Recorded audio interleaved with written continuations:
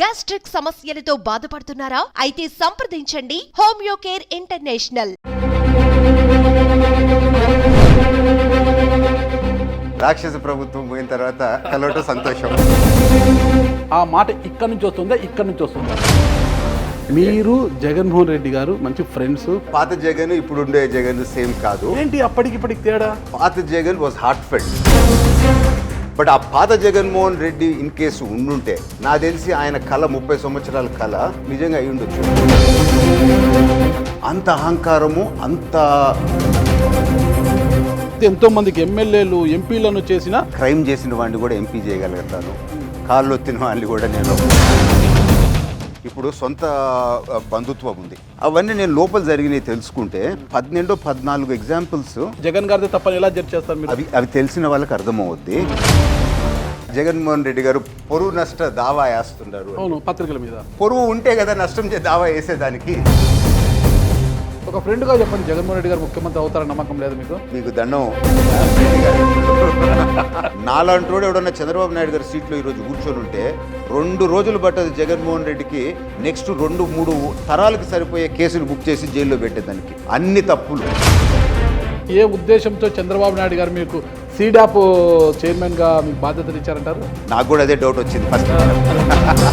ఇప్పుడున్న పరిస్థితుల్లో 5 ఏళ్లలో 20 లక్షల ఉద్యోగాల కల్పన అనేది అంత ఈజీ అనుకుంటున్నారా? లోకేష్ గారు ఒకటి చెప్పినారు. భారతదేశంలో ఇండస్ట్రీస్తో నేను మాట్లాడితే కొన్ని సంవత్సరాల తర్వాత Andhra Pradesh is the skill capital of India అనే మాట ఇండస్ట్రీ నుంచి నేను వినాలా అనేది నా కోరిక అన్నారు. అవన్నీ కూడా 5 ఏళ్లలో జరుగుతాయంటారు? ఖచ్చితంగా మీరు రాసుకోండి. 5 years లోపల కాకపోతే నేను రాజకీయాల్లో ఉండను. నేను వదిలేస్తాను. చాలా విన్నాం. మరి ఎందుకు 2024 ఎన్నికల్లో మీకు ఎమ్మెల్యేగా అవకాశం దక్కలేదు? అసలు ఏదో సామాన్ కొనుక్కున్నట్టు డబ్బులు ఇచ్చి కొనుక్కొని రూపాయి ఖర్చు పెట్టకుండా, అది కూడా స్థానిక సంస్థల కోటాలో మీరు ఎమ్మెల్సీ అయ్యారు. కరెక్ట్ కదా? ఏ ఒక్కరిని మభ్య పెట్టకుండా, ఏ ఒక్కరికి డబ్బు ఇవ్వకుండా ఆ రోజు మీరు ఎమ్మెల్సీ అయ్యారా? ఇప్పుడు ఏ నియోజకవర్గ ప్రజలు మీ గురించి ఆలోచించాలంటారు? ఇన్ని రకాల ఉద్యోగాలు ఇప్పిస్తున్నాము అని అంటే పూల నాగరాజు గారికి పదవి రావడం వెనక దీపక్ రెడ్డి గారి హస్తం ఉందా లేదా? మీ బావమరిది జేసీ అస్మిత్ రెడ్డి విజయం కోసం తాడిపత్రిలో బాగా కృషి చేసినట్టున్నారు కదా? ఎస్, దయచేసి ప్రజలందరూ గమనించాలా. పెద్దారెడ్డి మనస్తత్వం ఎటువంటిదో గమనించండి. అటువంటి వాళ్ళని రాజకీయాల నుంచి బూట్తో కొట్టి తరిమేయాలా. They are unfit to be in politics. నా కళ్ళ ముందు వాళ్ళు మనుషుల్ని కొట్టినారు. అసలు వాడిని ఉరిదీయాలి. ఆ సిఐ గారిని మాత్రం వాడు తమాష చూసినట్టు చూస్తూ ఉంటాడు. ఇటువంటి స్కౌండ్రల్స్ పోలీస్ వాళ్ళ వల్ల ఈ వ్యవస్థ అంతా చెడిపోయింది. అటువంటి రోగ్స్, పొలిటికల్ క్రిమినల్స్ ఆ విధంగా బిహేవ్ చేసినారు. ఎందుకు ఇంత ఫైర్ అవుతున్నారు దీపక్ రెడ్డి గారు? ఎప్పుడు తిరిగి నా మీద అటెంప్ట్ మర్డర్ కేసు పెట్టారు. తాడిపత్రికి ఎందుకు తీసుకున్నారు మీరు? ఓటు హక్కు అసలు ఏ ఉద్దేశంతో తీసుకున్నారు? అసలు seize the ship.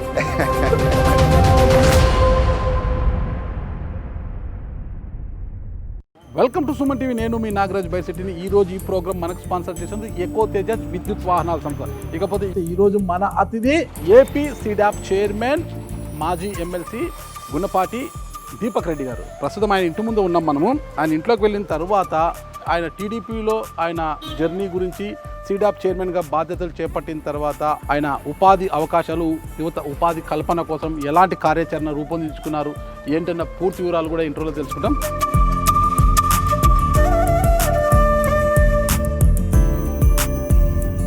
SEEDAP chairman గారు, మాజీ ఎమ్మెల్సీ దీపక్ రెడ్డి గారు ఇంట్లోకి వచ్చాను. ఇల్లంతా చూపించలేను కానీ, ఎందుకంటే కిందంతా పనుల మీద ఉన్నారు. ఈ ఒక్క హాల్ చూపిస్తానండి. ఈ ఒక్క హాల్ చూస్తే అంటే అన్నం ఉడికిందా లేదా అని తెలుసుకోవాలంటే ఇట్లా ఒక మెత్తి పట్టుకుంటే సరిపోతుంది అంటారు కదా, అలా ఒక హాల్ అండి. ఇక్కడే నేను దీపక్ రెడ్డి గారితో ఇదివరకు దాదాపు 3 ఇంటర్వ్యూలు చేశాను నేను. చూడండి, మొత్తం ఈ ఫర్నిచర్ కావచ్చు, ఇది చూడండి, చిత్రపటాన్ని చూడండి ఎంత అద్భుతంగా ఉందో అది. ఇకపోతే ఈ షాంగ్లేర్ చూడండి, ఇది చూడండి, ఈ డిజైన్ ఇదంతా కూడా. వీటన్నిటిని మన పక్కన పెడితే ఒక్కటి ఈ ఇంట్లో మనం చూడాల్సింది, ఈ హాల్లో చూడాల్సింది ఈ క్లాక్ అండి. ఎంత అద్భుతంగా ఉంది చూడండి ఇదంతా కూడా. మరి ఈ కోటింగ్ అంతా గోల్డ్ కోటింగ్ ఏమో మనకు తెలియదు కానీ చాలా అద్భుతంగా ఉంది. దీపక్ రెడ్డి గారిని దీని గురించి అడిగినప్పుడు ఏదో మా గ్రాండ్ ఫాదర్ కాలం నుంచి ఉంది అంటుంటారు. అంటే వాళ్ళ గ్రాండ్ ఫాదర్ కాలం నుంచి అంటే ఐ థింక్ 19 1940 దానికన్నా ముందు నుంచి ఉందేమో ఇది మనకు తెలియదు. ఆయనే ఐ థింక్ 1972 అట్లా ఉంటారు కాబట్టి ఆయన బర్త్. ఇంకా వాళ్ళ గ్రాండ్ ఫాదరు అంటే మనం 1940 వెనక్కి పోవాల్సిందే మనము. అంటే ఆ కాలం నుంచి కూడా ఇంత అద్భుతమైన వాళ్ళ క్లాస్ చూడండి ఎంత చక్కగా ఉందో అసలుకి. ఇది నేను ఎప్పుడు వచ్చినా ఈ హాల్లో ఇది చాలా అద్భుతంగా కనిపిస్తుంది, నా కంటికి చాలా ఇంపుగా కనిపిస్తుంది ఇది. ఇక ఈ హాల్లో ఫర్నిచర్, యాంబియన్స్ ఇదంతా చూస్తే చాలా చక్కగా అనిపిస్తుంది.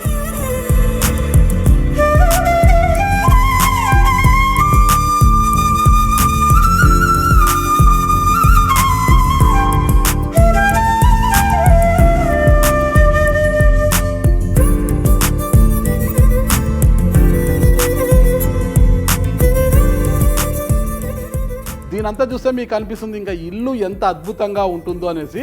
ఇల్లే కాదండి, మన దీపక్ రెడ్డి గారు కూడా చాలా స్మార్ట్గా ఉంటారు. ఎప్పుడు మహేష్ బాబుని మనం చూస్తుంటాము, ఆయన రియల్ హీరో అయితే ఈయన రియల్ హీరో లాగా కనిపిస్తుంటారు మహేష్ బాబు గారు లాగే.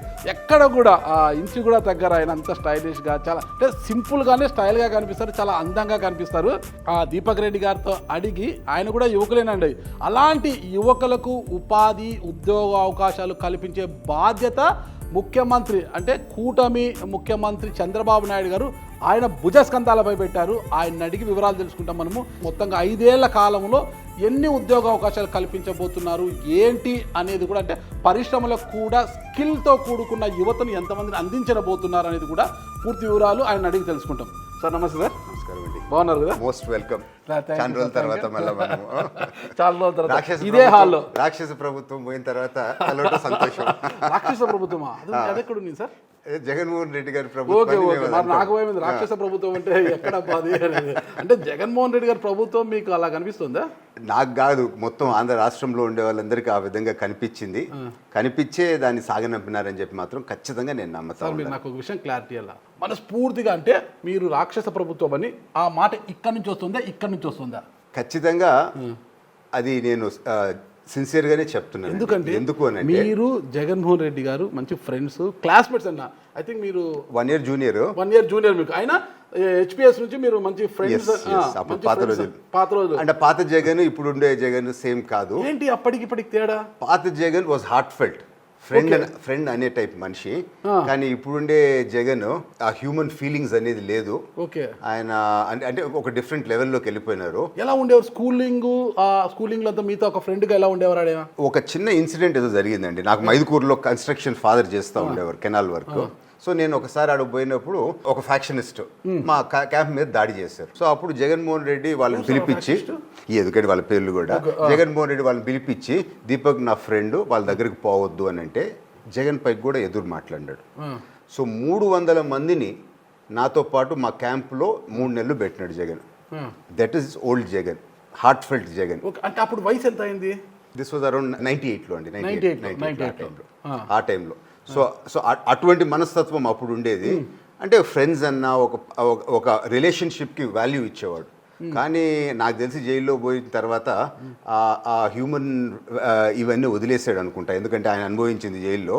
సో ఇప్పుడుండే జగన్ ఆ పాత జగన్ సేమ్ పర్సన్స్ కాదు, they are totally different persons అని మాత్రం నేను భావిస్తున్నాను. జైలుకు వెళితే ఎవరైనా పరివర్తన చెందుతారు, కొంత మానవతలు ఇంకా పెరుగుతాయి అంటారు కదా, మార్పు వస్తుంది అంటారు కదా. మరి జగన్ గారు మారిన మన జగన్ కదా, ఆయన కాదంటారా? అంటే ఏ విధంగా మారినాడు అని అంటే ఆ పాత మంచితనం వదిలిపెట్టేసి మరీ మెటీరియలిస్టిక్ గా మరీ ఒక టైప్ గా అయిపోయినాడు అని మాత్రం నేను అనుకుంటున్నాను. అదే విధంగా నేనంటమే కాదు, మా పాత స్కూల్ టైం మిత్రులు చాలా మంది కూడా అదే విధంగా అంటున్నారు. చాలా ఒక కోల్డ్గా ఆ పాత ఉండే ఫీలింగ్స్ లేకుండా అట్ అయిపోయినాడు అని చెప్పి భావన అందరి పాతలలో ఉంది. చాలా మంది ఇప్పుడు పోయి కలవని కూడా కలవరు, అటువంటిప్పుడు మనం ఎందుకు పోవాలా అని చెప్పి. సో అట్లా is a different person. But ఆ పాత జగన్మోహన్ రెడ్డి ఇన్ కేసు ఉండుంటే ఈ అవతారం కాకుండా, నాకు తెలిసి ఆయన కళ 30 సంవత్సరాల కళ ఆఫ్ సీఎం నిజంగా అయి ఉండొచ్చేమో. ఓకే. సో ఈ జగన్ అయితే ఫెయిల్ అయినాడని చెప్పి మనకు కనపడతా ఉంది. అంటే పాత జగన్ లేడంటారు? పాత జగన్ 100% కాదు, అది మాత్రం నేను ఖచ్చితంగా చెప్పగలను. బయటికి వచ్చిన తర్వాతనే కదా ఆయనలో, అంటే ఆయనను పరిస్థితులు అలా తయారు చేసే అనుకోవాలంటే ఒక చిన్న ఎగ్జాంపుల్ చెప్తాను. రాజశేఖర రెడ్డి గారు ముఖ్యమంత్రిగా ఉండేరు. నేను ఒకసారి వాళ్ళ ఇంటికి పోయినాను, హెచ్ఎస్ఆర్ లేఅవుట్ ఇంటికి, బెంగళూరులో. అప్పుడు నేను చెప్పకుండా పోయినా, ఎందుకంటే నా పాత ఫోన్ పోయింది. వారి నెంబర్ లేదు నా దగ్గర. ఇంటికి పోయినాను, వాళ్ళ సెక్యూరిటీ పర్సన్ ఆ ముందు రూమ్లో పక్క ఇంకొక ఆఫీస్ రూమ్ ఉంది, అక్కడ కూర్చోబెట్టినారు. జగన్ రాగానే వాళ్ళని పిలిచి ఎవరు ఎక్కడ అని చెప్పి నీకు తెలీదా, పక్క రూమ్లో కూర్చోబెట్టేది ఏంది, దీపక్ ఎప్పుడు వచ్చినా ఇంట్లోకి తీసుకుని రా ఇక్కడ కూర్చోబెట్టు అని. That was the old heart felt Jagan. కానీ ఇప్పుడు ఎవరిని పెద్ద కలిసేది లేదు, ఎవరిని పెద్ద పలకరించేది లేదు. సో అందుకనే ఆయన ఆ విధంగా నష్టపోయినాడని చెప్పి మాత్రం నేను భావిస్తాను. అంటే ఒక ముఖ్యమంత్రిగా ఉన్నప్పుడు అలా కలవ అవకాశం ఉండదు, కాస్త ఇబ్బందికర పరిస్థితులు ఉంటాయనేది దట్ ఈస్ డిఫరెంట్ అండి. నేనంటాము ముఖ్యమంత్రిగా అందరిని కలిసేది వేరు, పాత మిత్రులు పాత స్నేహితుల్ని కలిసేది వేరు. ఈరోజు ఏ స్థాయి అన్నా నేను ఉండి మా స్కూల్ టైం టీచర్స్ని మేము కలిస్తే వంగి నమస్కారం పెట్టి సార్ సార్ సార్ అని గౌరవంగా మాట్లాడతాం. ఎందుకు? అది మనకి పాత నుంచి వచ్చిన సంస్కారం. సో ఈరోజు నాకేదో ఒక పదవి వచ్చిందో, నేనేదో ముఖ్యమంత్రి అయినానో, నేను పెద్దోడిని అయిపోయినానని చెప్పి వేరే వాళ్ళని డిస్టెన్స్ పెట్టుకోవటం, వేరే వాళ్ళని దూరం చేసుకోవటము, ఉన్న రిలేషన్షిప్స్ పోతాయి. ఇప్పుడు మా ఇల్లు మీ ఇంటికి ఎంత దూరమో, మీ ఇల్లు మా ఇంటికి ఎంత దూరం. సో నీ యాటిట్యూడ్ బాగాలేకపోతే ఉండేవాళ్ళు ఒకరు దూరం అవుతారు. ఇప్పుడు మీకు దూరం అయ్యారు జగన్మోహన్ రెడ్డి గారు? ఖచ్చితంగా కదండి. నేను అందుకనే ఒకటి పొలిటికల్, రెండోది పర్సనల్ యాంగిల్. పొలిటికల్గా నేను తెలుగుదేశంలో ఉన్నాను కనుక మా పొలిటికల్ ఐడియాలజీస్ వేరు. సో ఆ ఉండే ఆ పాత పర్సనల్ ఫీలింగ్, సో నేను చెప్పినా కదా నాకు ఒకప్పుడు మంచిగా చేసాడని కూడా, అటువంటి మనిషికి కూడా ఈరోజు నేను ఈ నెగిటివ్గా మాట్లాడుతున్నాను ఎందుకు అని అంటే యాటిట్యూడ్. ఆ యాటిట్యూడ్ బాగా ఉండింది అని అంటే ఖచ్చితంగా ఆయన కళ ఆఫ్ 30 years అయ్యి ఉండేది. సో అది మారి ఆయన కొంచెం కోల్డ్ అయిపోయినాడు కనుక మనిషి ఈ విధంగా దెబ్బతిన్నాడు మాత్రం. టోటలీ ఇంకా మన ఇంగ్లీష్లో అంటే కోల్డ్ పర్సన్ అని చెప్పి ఆ వార్మ్త్ లేకుండా అని అంటారు కదా, అట్లా కొంచెం ఆ హ్యూమన్ ఫీలింగ్ అనేది పోయింది అని మాత్రం నేను భావిస్తున్నాను. అంటే జగన్మోహన్ రెడ్డి గారు సీఎంగా ఉన్నప్పుడు మీరు ఎప్పుడైనా ఆయనకు ఫోన్ చేయడం కానీ కలవడం కానీ జరిగిందా? లేదండి. పార్టీ సిద్ధాంతాల ప్రకారము నేను అక్కడికి పోవటం కరెక్ట్ కాదు. సో ఎప్పుడు లేదు. ఒక్కసారి అసెంబ్లీ జరిగేటప్పుడు వారు గెలిచిన అప్పుడు విష్ చేసినాను అంతేగాని. దీపక్ అన్నారా? అన్నాడు. మీరేమన్నారు? నేను ఓకే విష్ చేస్తామని చెప్పి, అది కూడా ఎందుకో నా ఫ్రెండ్స్ అందరూ మనం కలిసి ఇన్ని రోజులు పెరిగిన తర్వాత మరి నువ్వు కూడా ఇటు ఉండకూడదు, ఇంకా ముఖ్యమంత్రి అయిన తర్వాత కనీసం విష్ చేయాలి కదా అని అంటే మన ఫ్రెండ్లీ నోట్ విష్ చేశాను అంతే, పెద్ద ఎక్కువ మాట్లాడలేదు.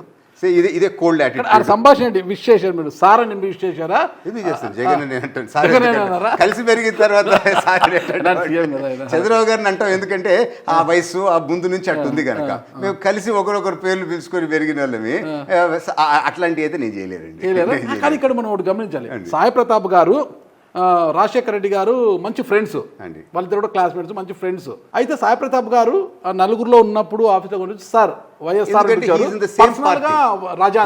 సేమ్ పార్టీ హైరార్కీ ప్రకారం చేస్తాను. నేను ఆయన పార్టీలో లేను, నాకు ఆయనకు సంబంధం లేదు. On personal level I wish అంతే. కానీ ఒకటి చెప్తాను, షేక్ హ్యాండ్ ఇచ్చాను, ఆయన కూడా షేక్ హ్యాండ్ ఇచ్చాడు, నవ్వినాడు.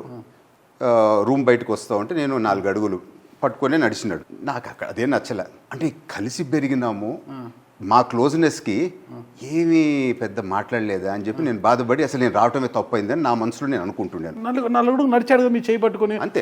నేను మాట్లాడుతూ ఇంట్రుడెడ్, ఆయన ఏం మాట్లాడలే పెద్ద. ఆయన అది కూడా నాకు బాధ వేసింది. 4 అడుగులు నడిచిన తర్వాత నా మనసులో అయింది, ఎందుకు వచ్చినా విష్ చేసేదానికి ఇది కూడా తప్పేమో అని చెప్పి. ఆఫీస్ మెయిన్ చేంబర్లో పోబోతున్నాడు ఏదైనా కాన్ఫరెన్స్ రూమ్ లోపలికి. తర్వాత చూస్తే తమాషా, హాల్లో ఒక 20 అడుగుల దూరంలో 18 మంది వీళ్ళ ఎమ్మెల్యేలు నిలుచుకొని ఉన్నారు. ఓకే, మేము 10 feet నడిచే తలికే వాళ్ళు 15 feet నడుచుకుంటూ వచ్చారు, లాంగ్ కారిడోర్ సీఎం ఆఫీస్ ముందు. సో నేను ఇట్లా నా మనసులో అనుకుంటా వస్తే అంత లోపల వాళ్ళు 5 feet దూరంలో ఉండరు. 18 మంది హేమీలు ఉండరు. దాంతో పేర్లు చెప్పడం వద్దు, వాళ్ళని తక్కువ చేసేది వద్దు. కనీసం ఏమని కూడా ఒక మాట అనకుండా తలకాయ తిప్పుకొని రూమ్లోకి వెళ్ళిపోయినాడు. అది చూసిన తర్వాత నాకు షాక్ వచ్చి ఫ్యూజులు ఎగిరిపోయినాయి. ఓరే నాయన, సో నేను ఇంకా మాట్లాడలేదు బాగా అనుకుంటున్నాను, వీళ్ళని కనీసం పలకరించలేదు. ఆయన సొంత ఎమ్మెల్యేలో దాంతో 6 time ఎమ్మెల్యే ఉన్నాడు కదా అని చెప్పి ఆ రోజు నేను అనుకున్నాను, Jagan will not have a future అవునా అని అనుకున్నా ఆ రోజు. ఎందుకు అంటే 18 ఎమ్మెల్యేలు మీరు గెలిచి 3 నెలలు అయింది. నీ కళ్ళ ముందు ఉన్నప్పుడు నేను బిజీగా ఉండ మళ్ళీ మాట్లాడతాను ఒక మాట మాట్లాడిపోతే అది ఎవరు? ఆపోజిషన్ ఎమ్మెల్సీ ముందు. These are human feelings. ఆ మాత్రం కూడా లేదు. ఇటువంటి వాటిలలోనే ఒక నాయకుడు గొప్పతనము తేలిపోద్ది. అదే వీళ్ళ నాయన ఇట్లాంటివి ఎవరన్నా అంటారా? ఇప్పుడు కూడా రాజశేఖర రెడ్డి వాజ్ గ్రేట్ అని అంటారు. So this is the difference. అంటే సో ఆయన జగన్మోహన్ చేతులారా ఆయన జడుపుకున్నాడు. అంతే అంటారా? జగన్మోహన్ రెడ్డి గారు మాస్ లీడర్ అండ్ పీపుల్స్ నాయకుడు అంటారు కదా, ప్రజలకు సంక్షేమ పథకాలు వెల్ఫేర్స్ అన్ని అందించి నేను ఒకటి చెప్పేదాన్ని. నిన్ననే అసెంబ్లీలో వచ్చింది క్వశ్చన్. 280 కోట్లు కేవలం ఆర్టీసీకి సిద్ధం సభలు పెట్టినారు కదా. సో ఆర్టీసీకే అంత కట్టారు అని అంటే అఫీషియల్ గా అసెంబ్లీలో ఇచ్చిన మొన్న జరిగిన సెషన్ లో ఇచ్చింది. ఇది కాకుండా మళ్ళీ ట్యాక్సీలు వీటిలలో ఎంత ఖర్చు పెట్టుంటారు. వృత్తి ట్రాన్స్పోర్ట్ సిద్ధం సభలకు ఆర్టీసీకి 280 కోట్లు పార్టీ కార్యక్రమం కదా. 280 crores అది. మళ్ళీ వేరే వెహికల్స్, ప్రైవేట్ బస్సులు అయితే ఏముంది, కాలేజ్ బస్సులు అయితే ఏముంది, ట్యాక్సీలు అయితే ఏముంది, ఇవన్నీ కూడా తీసుకున్న తర్వాత ఎంత అయి ఉంటుంది ఎక్స్పెండిచర్ మీరు లెక్కేసుకోండి. సో అంతంత ఖర్చు పెట్టిన తర్వాత ఎలక్షన్స్లో ఏమైంది అంటే ప్రోరేటా మీరు ఖర్చు చూస్తే మళ్ళీ వాళ్ళకి ఫుడ్కి వేరే ఎక్స్పెండిచర్కి కూడా ఇవ్వాలి. అంటే 1000 crores ఖర్చు పెట్టి అంతంత మనుషులు వచ్చినారని చెప్పి చూపించి మేము గెలుస్తున్నాము, మేమేదో పెద్ద ప్రజానాయకుడు అని చెప్పి మాట్లాడినారు కదా. What happened after elections? Result తర్వాత ఏమైంది? సో చూపించుకోవటం ఒకటి, గ్రౌండ్ రియాలిటీలో ఉండే వాస్తవాలు మరొకటి. సో ఆయన ఏదో పోయిన ఎలక్షన్స్ ముందు ముద్దులు పెట్టుకుంటూ నేనున్నాను, నేను విన్నాను అని అన్నాడు కదా. నా కళ్ళ ముందు జరిగిన ఇన్సిడెంట్ చెప్పినా కదా. 18 of their MLAs మాట్లాడారు ఒక మాట, మళ్ళీ కలుస్తామని అన్నానుంటే ఎంత గౌరవంగా ఉండేదండి. అంత అహంకారము, అంత అంటే ఆ హ్యూమన్ ఫీలింగ్స్ లేకుండా ఉండే పరిస్థితిలో ఉండేడు. I think that is the reason for his downfall. Sir మీరు హ్యూమానిటీ లేదు జగన్మోహన్ గారికి, సార్ మానవత్వం లేదంటున్నారు కదా. నేను చెప్తాను సార్, తన కోసము అంటే టీడీపీ గవర్నమెంట్ హయాంలో పోలీసు దెబ్బలు తిన్న అంటే నందిగం సురేష్ గారికి ఎంపీ టికెట్ ఇచ్చారు. పాదయాత్రలో జగన్మోహన్ రెడ్డి గారికి కాళ్ళకు గాయాలైతే ఫిజియోథెరపీ చేసిన గురుమూర్తి, తిరుపతి గురుమూర్తి గారికి ఎంపీ టికెట్ ఇచ్చారు. అలా చెప్పుకుంటూ పోతే ఎంతోమందికి ఎమ్మెల్యేలు, ఎంపీలను చేసిన గొప్ప నాయకుడు జగన్మోహన్ రెడ్డి గారు. సార్ ఇది అదంతా మానవత్వంతో చేసింది కాదంటారా? This is all political. నలుగురికి చూపించుకొని నేను అటువంటి క్రైమ్ చేసిన వాడిని కూడా ఎంపీ చేయగలుగుతాను, కాళ్ళు వచ్చిన వాడిని కూడా నేను ఎంపీ చేయగలుగుతానని చూపించి ఇంకొంచెము వాళ్ళ కాడర్లో ఉత్సాహం తెంచుకునేదానికి అదొక పొలిటికల్ ప్లాయ్. నేననేది హ్యూమన్ ఫీలింగ్ లేదనేది కేవలం ఇది ఒక ఎగ్జాంపుల్ కాదండి. పాత పరిచయాలు, ఇప్పుడు సొంత బంధుత్వం ఉంది, ఏది షర్మిలది సొంత చెల్లెలే కదా. సో ఎందుకు అంత దూరం పోయింది అని నేను మనకు కూడా దూర బంధువులు చాలా మంది ఉండరు, వాళ్ళకు బంధుత్వం ఉండేవాళ్ళు కూడా ఉండరు. అసలు యాక్చువల్గా డీటెయిల్స్ కొందరికే తెలుసు, బయట తెలియదు. అవన్నీ నేను లోపల జరిగినవి తెలుసుకుంటే దాదాపు ఒక 12-14 ఎగ్జాంపుల్స్ రప్చర్ ఎట్లా అవుతా వచ్చింది వాళ్ళు చెప్తా వచ్చినారు. సో ఫస్ట్ నేనేమనుకున్నాను, షర్మిల చాలా తప్పు, రాజశేఖర రెడ్డి గారి కుటుంబంలో మొత్తం ఈ విధంగా చేసి ఆ గౌరవం తగ్గించింది అని నేను అనుకున్నా. కానీ ఈ 14 ఇన్సిడెంట్స్ ఏం జరిగినాయో వాళ్ళ మరి ఎలా మీరు జడ్జ్ చేస్తారు? 14 ఇన్సిడెంట్స్ ఉన్న తర్వాత జగన్ గారిది తప్పని ఎలా జడ్జ్ చేస్తారు? అవి తెలిసిన వాళ్ళకి అర్థమవుద్ది. వాళ్ళ సొంత కుటుంబంలో పోయి నేను ఈరోజు షర్మిలని తక్కువ చేసి జగన్ని తక్కువ చేసి ఆన్ పర్సనల్ లెవెల్ చేయడం అనేది ఇట్ ఈస్ నాట్ నా మీద నాకు కూడా గౌరవమైంది కాదు. కానీ నేను క్యూరియాసిటీతో తెలుసుకున్న అంత దూరం ఎందుకు పోయింది అని అంటే ప్యూర్లీ అవన్నీ ఇనిన తర్వాత ఇది ఎవరు జగన్కి దగ్గర మనిషో షర్మిలకి దగ్గర మనిషి దగ్గర నుంచి ఇనింది కాదు, వాళ్ళ కుటుంబాలకి ఇన్సిడెంట్స్ తెలిసిన వాళ్ళ గురించి ఇనింది. అంటే న్యూట్రల్ పీపుల్ దగ్గర నుంచి హూ హ్యావ్ యాక్సెస్. చాలా తక్కువ మందికి తెలుసు ఈ వాస్తవాలు, హ్యాండ్ఫుల్ తెలుసుంటుంది. అటువంటి వాళ్ళు చెప్పిన తర్వాత నాకు ఆ అభిప్రాయం వచ్చింది అని అంటే ఖచ్చితంగా తప్పు చేతులారా జగన్ చేసుకున్న తప్పే. సో ఇప్పుడు అవి ఇన్సిడెంట్ బై ఇన్సిడెంట్ చెప్తే అది కరెక్ట్ కూడా కాదు. ఎందుకు అని అంటే ఎవరికి తెలీదు. షర్మిలకి తెలుసు, జగన్కి తెలుసు, ఇంకా ఉండే ఒక 2-3 తప్ప ఎవరికి తెలీదు. సార్ జగన్ గారితో ఒక బ్యాడ్ ఇన్సిడెంట్ అయితే మీరు చెప్పారు, సీఎం అయినా కలిసి ఇలా చేశారు అని.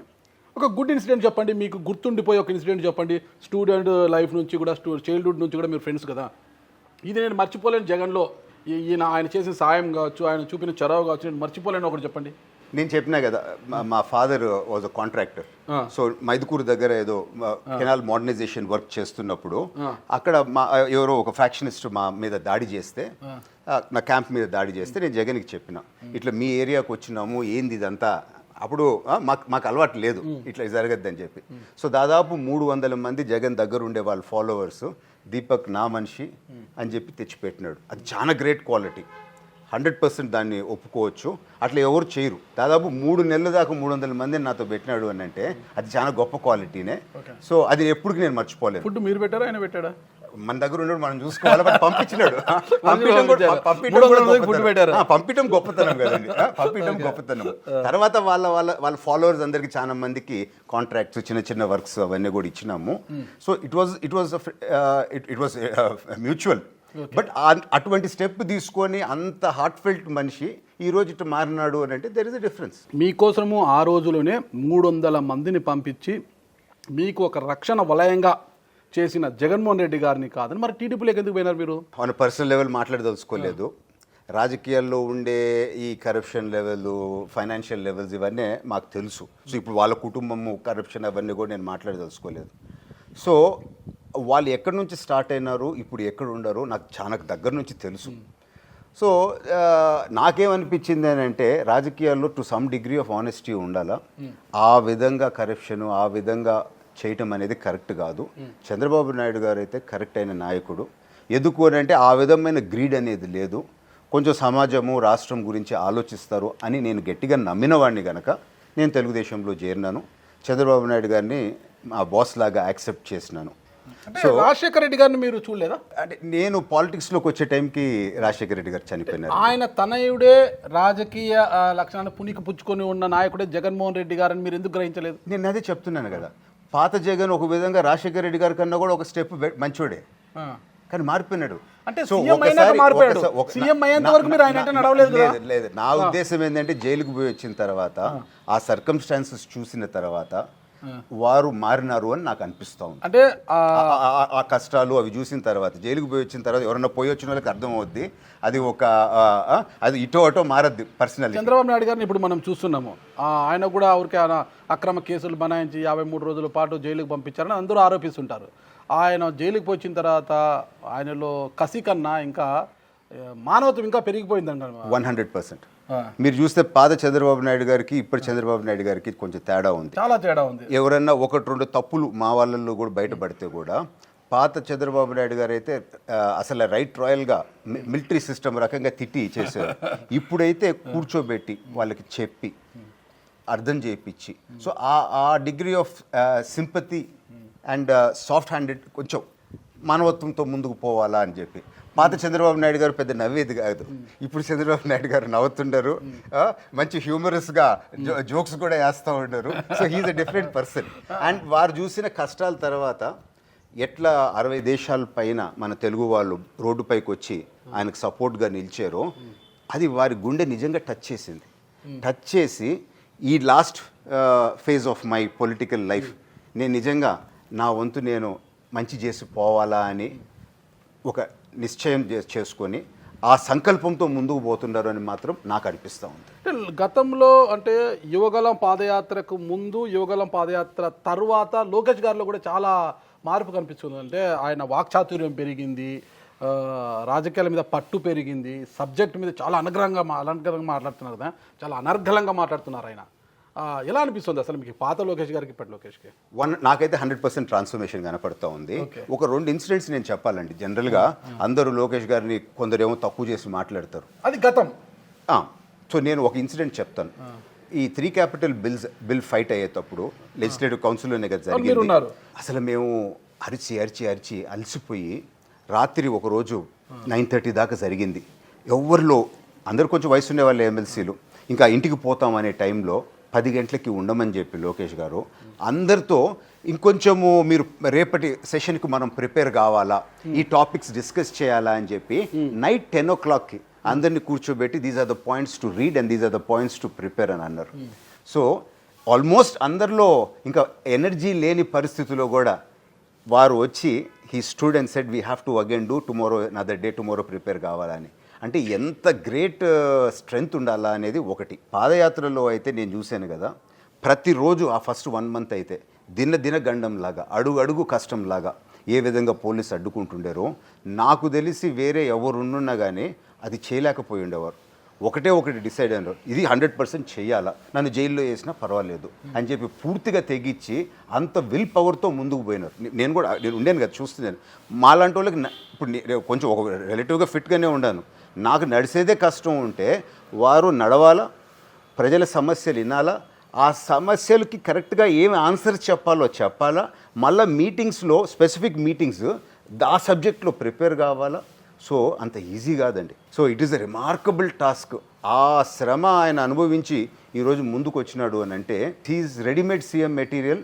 అండ్ లక్కీ మన రాష్ట్రానికి నదర్ 20 years ఒక సెక్యూర్ ఫ్యూచర్ ఇవ్వగలిగే పర్సన్ అని చెప్పి మాత్రం నేను చాలా కాన్ఫిడెంట్గా నమ్ముతా ఉన్నాను లోకేష్ గారిని మాత్రం. అంటే రెడీమేడ్ సీఎం అయినా అని నేను అనుకుంటున్నాను మన పాదయాత్ర తర్వాత. ఎందుకంటే ఆ విల్ పవరు, ఆ కృషి, ఆ మెటిక్యులస్ ప్లానింగ్. ఇప్పుడు చంద్రబాబు నాయుడు గారు ఏదైనా ఒక సబ్జెక్ట్లో కూర్చుంటే కొంచెం మరీ ఎక్కువ డిస్కషనో లేకపోతే కొంచెము టైం డిలేలో అవన్నీ ఉంటాయి. లోకేష్ గారికి అదేం లేదు. American style systematic. మార్నింగ్ 9కి స్టార్ట్ అవుతుంది అని అంటే 8:55 రెడీగా ఉంటారు. డోర్ విల్ బి ఇది 5 minutes ముందే he will be ready. Systematic. ఈరోజు this meeting is for 1 hour అన్నారు అనుకోండి, 1 hourలో it will be completed. So చాలా మెటిక్యులస్.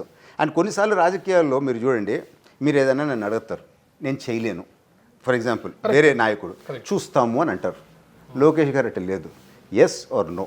అది ఒక విధంగా మైనస్ కావచ్చు, కానీ లోకేష్ గారు ఏమంటారు, ఇదే లాంగ్ రన్లో మనకి హెల్ప్ అవ్వద్ది, మనం సిన్సియర్ అని చెప్పి. సో ఈ క్వాలిటీస్ అన్నీ చూసి నాకైతే ఖచ్చితంగా ఒక నమ్మకం ఉంది that Andhra Pradesh will be in safe hands and Andhra Pradesh future is in safe hands అని చెప్పి మాత్రం నేను అనుకుంటున్నానండి. ఇప్పటికైతే మీరేమో ఇలా అనుకుంటున్నారు, ఇంకా 20 yearsకి వరకు భయం లేదని. కానీ వైసీపీ వాళ్ళు అప్పుడే అనుకుంటున్నారు, అయిపోయి ఫెయిల్యూర్ అయిపోయింది, 6 గ్యారెంటీలు అమలు చేయలేకపోతున్నారు, డబ్బులు లేవు, ఇచ్చిన గ్యారెంటీలు అమలు చేయలేక పక్కదారి పట్టిస్తున్నారు, అదాని విద్యుత్ ఒప్పందాలంటూ, అదాని కేసులంటూ, ఆ కేసులంటూ ప్రజల్ని తప్పుదావ పట్టిస్తూ జగన్ ఇరికించే ప్రయత్నం చేస్తున్నారు. ఖచ్చితంగా ఎప్పుడు జమిలీ ఎలక్షన్స్ వస్తే మాత్రము మళ్ళీ మేమే అధికారంలోకి వస్తామని వాళ్ళు అనుకుంటున్నారు కదా. మీరు జర్నలిస్ట్ ధర్మం మీరు ప్రకారం అడుగుతున్నారు. మేము వీరికి ఇచ్చేది ఏంటండి నాకు అర్థం కావటం లేదు. వాళ్ళు రోజుకు ఒక స్కామ్ చేసిన వాళ్ళు బయటకు వస్తూ ఉంటే నిజాలు మేము ఇరికిస్తున్నామని వాళ్ళు మాట్లాడుతున్నారని చెప్పి మీరు అంటున్నారు అని అంటే దీనికి ఇదేం జోక్. మొన్ననే నేను ఇంకొక డిబేట్లో కూడా అన్నా, జగన్మోహన్ రెడ్డి గారు పొరుగు నష్ట దావా వేస్తున్నారు అని. పత్రికల మీద పొరుగు ఉంటే కదా నష్టం దావా వేసేదానికి అని చెప్పి నేను సూటిగా ప్రశ్నిస్తున్నాను. ఆయన పొరుగుతో పాటు రాష్ట్రం పొరుగు కూడా తీసేశాడు కదా. ఇప్పుడు అమెరికాలో కూడా మెజారిటీ 80% ఆఫ్ దట్ మొన్న ఈ కరెంట్ స్కామ్ది ఆంధ్రప్రదేశ్ ఒకటే రాష్ట్రం, CM involve there, CM met CM అని కాగితంలో రాస్తుంది కదా. సో ఇది పొరుగు ఉన్నట్ట.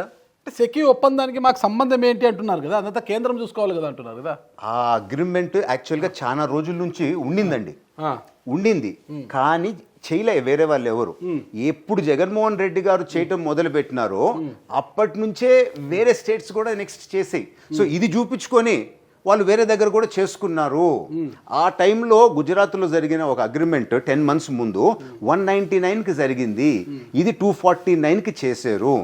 ఎక్కడ పెట్టేది ప్లాంట్? రాజస్థాన్లో పెట్టి ఆడ నుంచి మీరు చేసేది మన కరెంట్ తెచ్చుకునేది. ఎవరికన్నా కరెంట్ గురించి తెలిసిన వాళ్ళైతే one of the highest cost is transmission cost. అక్కడ నుంచి మీరు హై టెన్షన్ వైర్స్లో మీరు మూవ్ చేయాలంటే అది సైజబుల్ కాస్ట్. దాని గురించి కూడా క్లారిటీ అగ్రిమెంట్లో లేదు. సో అది కూడా రేపు యాడ్ కాబోతా ఉంది. ప్లస్ 10% దాంతో ఎస్కలేషన్ చేసుకునేదానికి కూడా క్లాజ్ ఉంది. సో ఇవన్నీ చూస్తే మన అప్రాక్సిమేట్గా ఆ లైఫ్ స్పాన్ ఆఫ్ దట్ డీల్లో 1,20,000 crores నష్టపోయే పరిస్థితి ఆంధ్ర రాష్ట్రం పైన ఉంది. ఎవరికి తెలియకుండా ఎంత పెద్ద స్కాము ఎటు గొంతుకు వస్తారో చూడండి. మొత్తం మీద అయితే లోకేష్ గారి రూపంలో రెడీమేడ్ సీఎం గారు రెడీగా ఉన్నారనమాట. నేనైతే ఖచ్చితంగా నమ్ముతున్నానండి, స్ట్రాంగ్గా నమ్ముతా ఉన్నాను. జగన్మోహన్ రెడ్డి గారికి ముఖ్యమంత్రి అవుతారని నమ్మకము ఒక పార్టీ నాయకుడిగా పక్కన పెట్టండి, మీరు టీడీపీ నాయకుడిగా పక్కన పెట్టండి, ఒక ఫ్రెండ్గా చెప్పండి, జగన్మోహన్ రెడ్డి గారు ఫ్రెండ్గా చెప్పండి, జగన్మోహన్ రెడ్డి గారు ముఖ్యమంత్రి అవుతారని నమ్మకం లేదా మీకు? మీకు దండం. ఫ్రెండ్ కాదు ఇప్పుడు, మీ ఫ్రెండ్ కాదా? అది క్లారిఫై చేయండి. అది పాత ఫ్రెండ్షిప్, ఆ పాత పార్టీలు వేరుగా ఇప్పుడు అదే లేదు కాదండి. మీరు చూడండి, నేను ఏదో ఒకరిని అనాలా అని చెప్పి ఒకరిని తక్కువ చేయాలని చెప్పి జనరల్గా రాజకీయాల్లో బిహేవ్ చేసిన విధంగా చేయను. ఓ మాదిరిగా గౌరవంగా ఉండాలనే భావించేవాడిని. మీరు చూస్తే 2019 ఎలక్షన్లో ప్రతి ఇంటికి పోయి ప్రతి పాదయాత్రలో నాకు ఒక ఛాన్స్ ఇవ్వండి, నేను మీకు ఉంటాను, నేను మీది వింటాను అని చెప్పి ప్రజల్లో ఒక నమ్మకం అని ఒక నమ్మకం కుదిరిచ్చినాడు. సో నమ్మకం కుదిరిచ్చిన తర్వాత గెలిచిన తర్వాత ఎవరినన్నా మళ్ళీ ఒక్కరినన్నా ముద్దు పెట్టింది మీరు చూసినారా 5 సంవత్సరాల్లో? సీఎం గారు కదండి, బిజీగా ఉంటారు కదా. ఒక్క ముద్దు 5 సంవత్సరాల్లో. మీరు ఎలక్షన్ ముందేమో ప్రతిరోజు కొన్ని నాకు తెలియదు లెక్క, ఒక 50, 100, 200 ఎన్ని ముద్దులు పెట్టినాడో తెలియదు ప్రతిరోజు. అయిన తర్వాత ఒక్కరికన్నా పెట్టినాడా? సరే పోనీ మీకు ఒక జోక్ చెప్పేదా, ఎవరో ఒక నాయకుడు సీనియర్ ఎమ్మెల్యే వైసీపీలో వాళ్ళ ఇంటర్నల్ జోకు, అన్న నేను ఎమ్మెల్యే కాకుండా ఆ మామూలు అయ్యి ఉంటే బాగుండేది, ఏమైనా ముద్దు పెడతావేమో, నన్ను కనీసం ఆ ఇంటర్వ్యూ కూడా ఇటు లేదు కదా అని చెప్పి ఒక ఆయన జోక్ కూడా వేసాడంట. ఆ డిస్టెన్స్ వచ్చేసింది. సో ఆ నమ్మకం అనేది కోల్పోయినాడు. సో ఇప్పుడు ఏమంటారు, గుడ్ బుక్ పెడతాను, మీరు చేసిన మంచి పనులు నోట్ చేసుకుంటాను అన్నాడు. నీకు అధికారంలో ఉన్నప్పుడు 5 సంవత్సరాలు నువ్వు చెయ్యక పెద్ద పట్టించుకోక నాయకులని, ఈరోజు మళ్ళీ నేనేదో చేస్తాను, మళ్ళీ 5 సంవత్సరాలు మీరు మా కోసం శ్రమపడండి, కష్టపడండి అని అంటే నమ్మే అంత ఓపిక, నమ్మే అంత టైం నాయకత్వంలో ఈరోజు ఉందా రాజకీయాల్లో? మీరు చెప్పండి. ఇప్పుడు మనం ఫాస్ట్ ఫుడ్ కల్చర్లో ఉన్నాం. 5 ఏళ్ళు ఎవరి కోసం త్యాగం చేయాలా? అయ్యేది ఆయన, సంపాదించుకునేది ఆయన, మనం ఎందుకు త్యాగం చేయాలా అనే భావన వాళ్ళ పార్టీలో ఉండే నాయకుల్లో వచ్చింది అని చెప్పి. సో మీకు ఫైట్ చేసే జనరల్స్కి ధైర్యం లేకపోతే రేపు యుద్ధం అనేది ఎట ఫైట్ చేయగలుగుతారు? మీరు చెప్పిన దాంట్లో చిన్న అబ్జెక్షన్ ఉందండి. సీఎం అయ్యేది ఆయన, సంపాదించుకునేది ఆయన అంటున్నారు. జగన్మోహన్ రెడ్డి గారికి సంపాదన అవసరం అంటారా? ఆయన కోరిక ఒకటే కదా, తాను చనిపోయినా తన తండ్రిలాగా ప్రతి ఇంట్లో తన తండ్రిలాగా ఫోటో పెట్టుకోవాలి ప్రజలన్న కోరిక కదా. అలాంటి నాయకుడు ఎక్కడైనా సంపాదించుకుంటాడా? సంపాదన మీద ఆశ ఉందా జగన్మోహన్ రెడ్డి గారికి? ఆ కోరికతో స్టార్ట్ అయినా కానీ ఆయన సీఎం అయిన తర్వాత ఏమైందో పరిస్థితులు మారినాయని చెప్పి మాత్రం నేను గట్టిగా నమ్ముతూ ఉన్నాను. ఎందుకు అని అంటే ఈరోజు ఏదో స్కామ్స్ అని అంటుంటారు టీడీపీకి సంబంధించిన వాళ్ళు అని చెప్పి ఆరోపిస్తారు కదా, అవి స్కామ్స్ కాదు, అవి వాస్తవాలే. మీరు డెప్త్లోకి పోండి, మీరు యూఆర్ హైలీ ఎడ్యుకేటెడ్, మీరు లా కూడా చేస్తుంటారు, మీరు ఆ ఫ్యాక్చువల్ పేపర్స్ తెప్పించుకోండి, దాంతో ఎంతవరకు వాస్తవాలు ఉన్నాయో చెక్ చేయండి. సో ఇప్పుడు ఇందాకనే మీరు అదాని ఇష్యూ రేస్ చేశారు. ఇటు సైడ్ జగన్మోహన్ రెడ్డి వైసీపీనో లేకపోతే ఇటు సైడ్ టీడీపీ మేము వదిలిపెట్టేసేయండి. ఆ డీల్లో ఆబ్జెక్టివ్గా చూడండి, ఇది నిజంగా మన రాష్ట్రానికి మంచిదా? ఓవర్ 25 year పీరియడ్ మనం లాకిన్ చేయటం, ఎప్పుడు రేట్స్ డ్రాస్టిక్గా పడతా ఉన్నాయో, అండ్ దాని ప్లాంట్ ఎక్కడ ఉంటుంది, రాజస్థాన్లో ఉంటా ఉంది. సో మన సైడ్ ఏ విధమైన బెనిఫిట్ ఉండవు. అదే మన దగ్గర సోలార్ పెట్టే అవకాశాలు ఉన్నాయి కదా, అది మన దగ్గర పెట్టుంటే దాంతో వచ్చే రెవెన్యూ అయితే ఏముంది, జిఎస్టీ అయితే ఏముంది, మన రాష్ట్రానికి వచ్చి ఉండేది కదా. కన్స్ట్రక్షన్ పీరియడ్లోనే 18% మళ్ళీ మనకు జిఎస్టీలో మిగిలి ఉండేది కదా.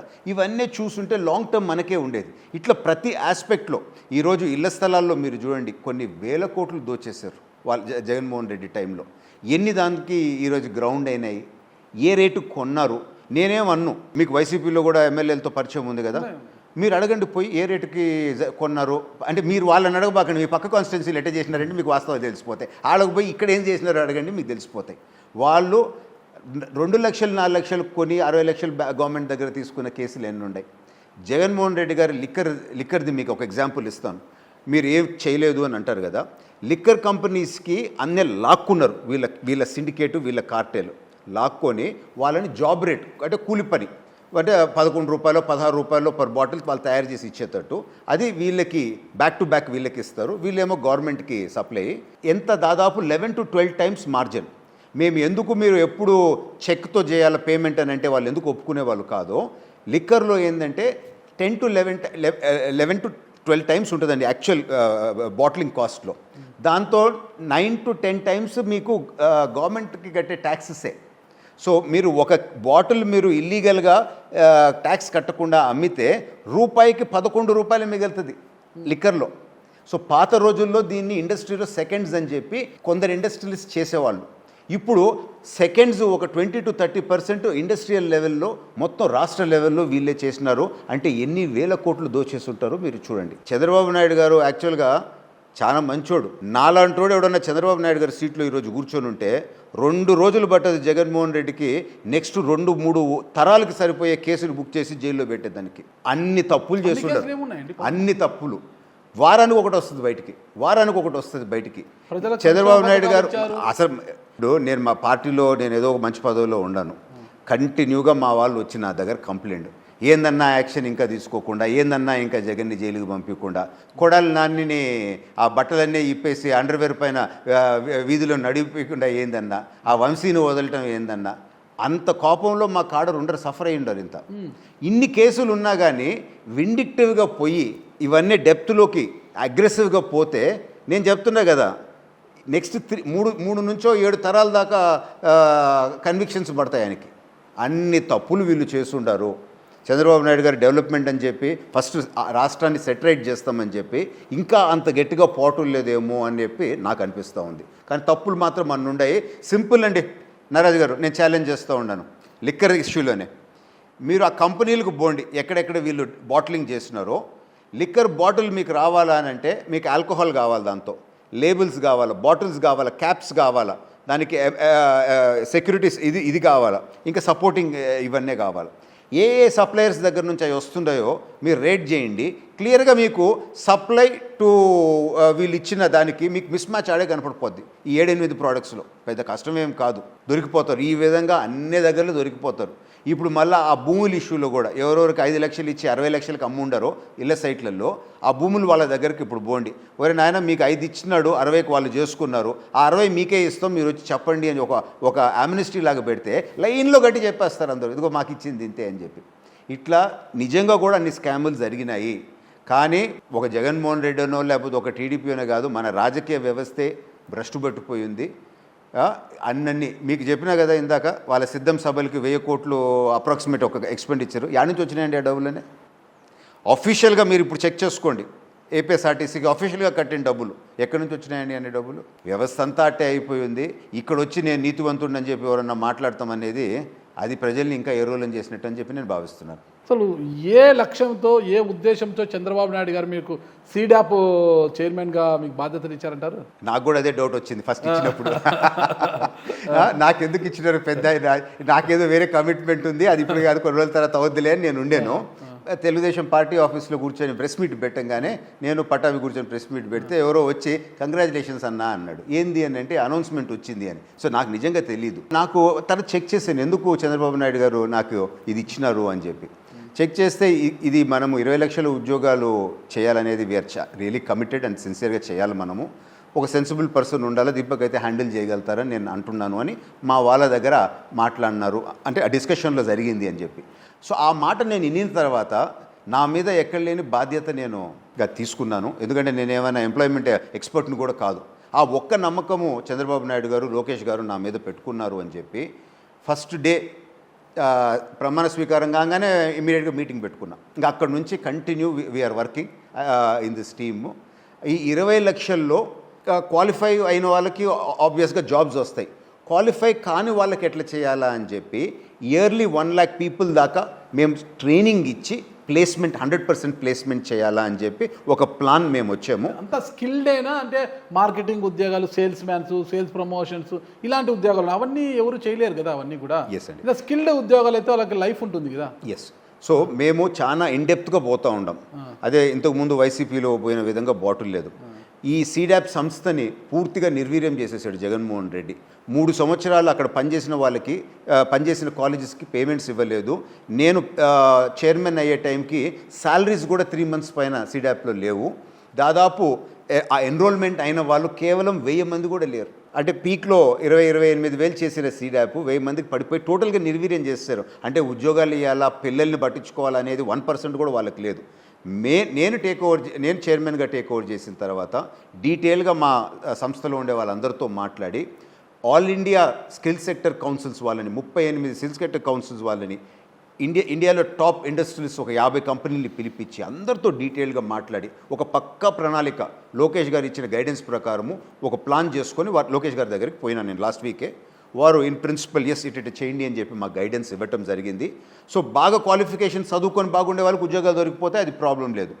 కొంచెం ఇబ్బంది ఉండే వాళ్ళకి, క్వాలిఫికేషన్ లేని వాళ్ళకి ఎట్లా అని మేము ప్లాన్ చేసి అటువంటి వాళ్ళని కూడా ఒక 1 lakh పీపుల్ పర్ ఇయర్ మనం ట్రైన్ చేయాలా. సో ఈ 5 year పీరియడ్లో అడిషనల్గా 5 lakh పీపుల్కి ఫుల్ ఫ్లెడ్జ్ ట్రైనింగ్ ప్రొవైడ్ చేసి దాదాపు 300 రకాల job roles in all sectors పెట్టించాలా అని చెప్పి టార్గెట్ చేసాం. సో ఇది కాకుండా చంద్రబాబు నాయుడు గారు, లోకేష్ గారు కొత్త టార్గెట్ ఏమి ఇచ్చినారు అని అంటే, ఉద్యోగాలు మనం ఇస్తే ఇప్పుడు మీరు గ్రామంలో చూస్తే పిల్లలు ఎడకో వెళ్ళిపోతూ ఉండరు, ఆ కుటుంబాలన్నీ దెబ్బతినిపోతూ ఉండే, ఆ సిస్టమ్ అనేది ఊర్లలో పోతూ ఉంది. అట్లీస్ట్ ఒక 50% పిల్లలు ఊర్లో వదిలిపోకుండా అక్కడే ఉండి మన గ్రామీణ ప్రాంతాన్ని కూడా మనము అభివృద్ధిలోకి తీసుకొని రావాలని కొత్త టార్గెట్ ఇప్పుడు పెట్టినారు. సో దానికోసం సీడాప్ సంస్థ నుంచి మేము ఏం ప్లాన్ చేసామంటే 50% ఉద్యోగాలు వచ్చే విధంగా వేజ్ ఎంప్లాయ్మెంట్కి మేము ప్లాన్ చేస్తాం. ఒక 45% self employment and enterprise model, 1 family 1 అని చెప్పి నిన్ననే ముఖ్యమంత్రి గారు కూడా చెప్పినారు కదా, ఆ డైరెక్షన్లో పనిచేస్తూ ఉంటాం. 2 to 5% వేరే దేశాలకు పంపించేదానికి కూడా. సో ఈ ఆప్టిమల్ మిక్స్ అని చెప్పి మేము దీని లోపలికి ఇప్పుడు అరైవ్ అయినాము. ఉద్యోగాలు ఇప్పించడం, ట్రైనింగ్ ఇప్పించడం అనేది వెరీ ఈజీ. మాకు ఆల్రెడీ 200 ఇన్స్టిట్యూట్స్ మా దగ్గర మా కింద ఉన్నాయి. వాటిని మళ్ళీ మేము స్కేలప్ చేసి 300 దాకా తీసుకోబోతాము. పర్ఫెక్ట్ ట్రైనింగ్ ఇస్తాము. ఎగ్జాక్ట్గా ఇండస్ట్రీ ఏం కావాలనుకుంటుందో అదే ట్రైనింగ్ ఇచ్చి 100% ప్లేస్మెంట్. జగన్మోహన్ రెడ్డి గవర్నమెంట్లో అలా కాదు, నీకు ట్రైనింగ్ అయిందంటే నీకు ఉద్యోగం దొరికింది. ఇంకా వాడు మరీ యూస్లెస్ ఫెలో అయితే తప్ప మనం చెప్పలేం, కానీ వాడికి 10% సిన్సియారిటీ ఉన్నా కానీ వాడికి ఉద్యోగం. మళ్ళీ నీకు ఏది కావాలంటే అది నేర్పించేది కూడా లేదండి. వాళ్ళకి దాదాపు 300 రకాల ఉద్యోగాలు చూపిస్తాం. నీకు నచ్చింది చెయ్యి. నువ్వు ఎక్స్కవేటర్ ఆపరేటర్ చేస్తావా, లేకపోతే పైలట్ అవుతావా, లేకపోతే ఏమన్నా కానీ నీకు నచ్చింది ఇదిగో. మళ్ళీ ఒకటి ఏం చేస్తున్నాం, VR సెంటర్ ఒకటి ఓపెన్ చేసి ఆ జాబ్ రోల్లో ఎట్లుంటుంది. Say for example your journalist, మీరు నన్ను ఇంటర్వ్యూ చేస్తున్నారు, ఈ ఇంటర్వ్యూ చూపిస్తాం. ఇదిగో నువ్వు ఇక్కడ ఉంటావు, నువ్వు ఈ పని చేయబోతుండవు, నీకు ఇది నచ్చిందా.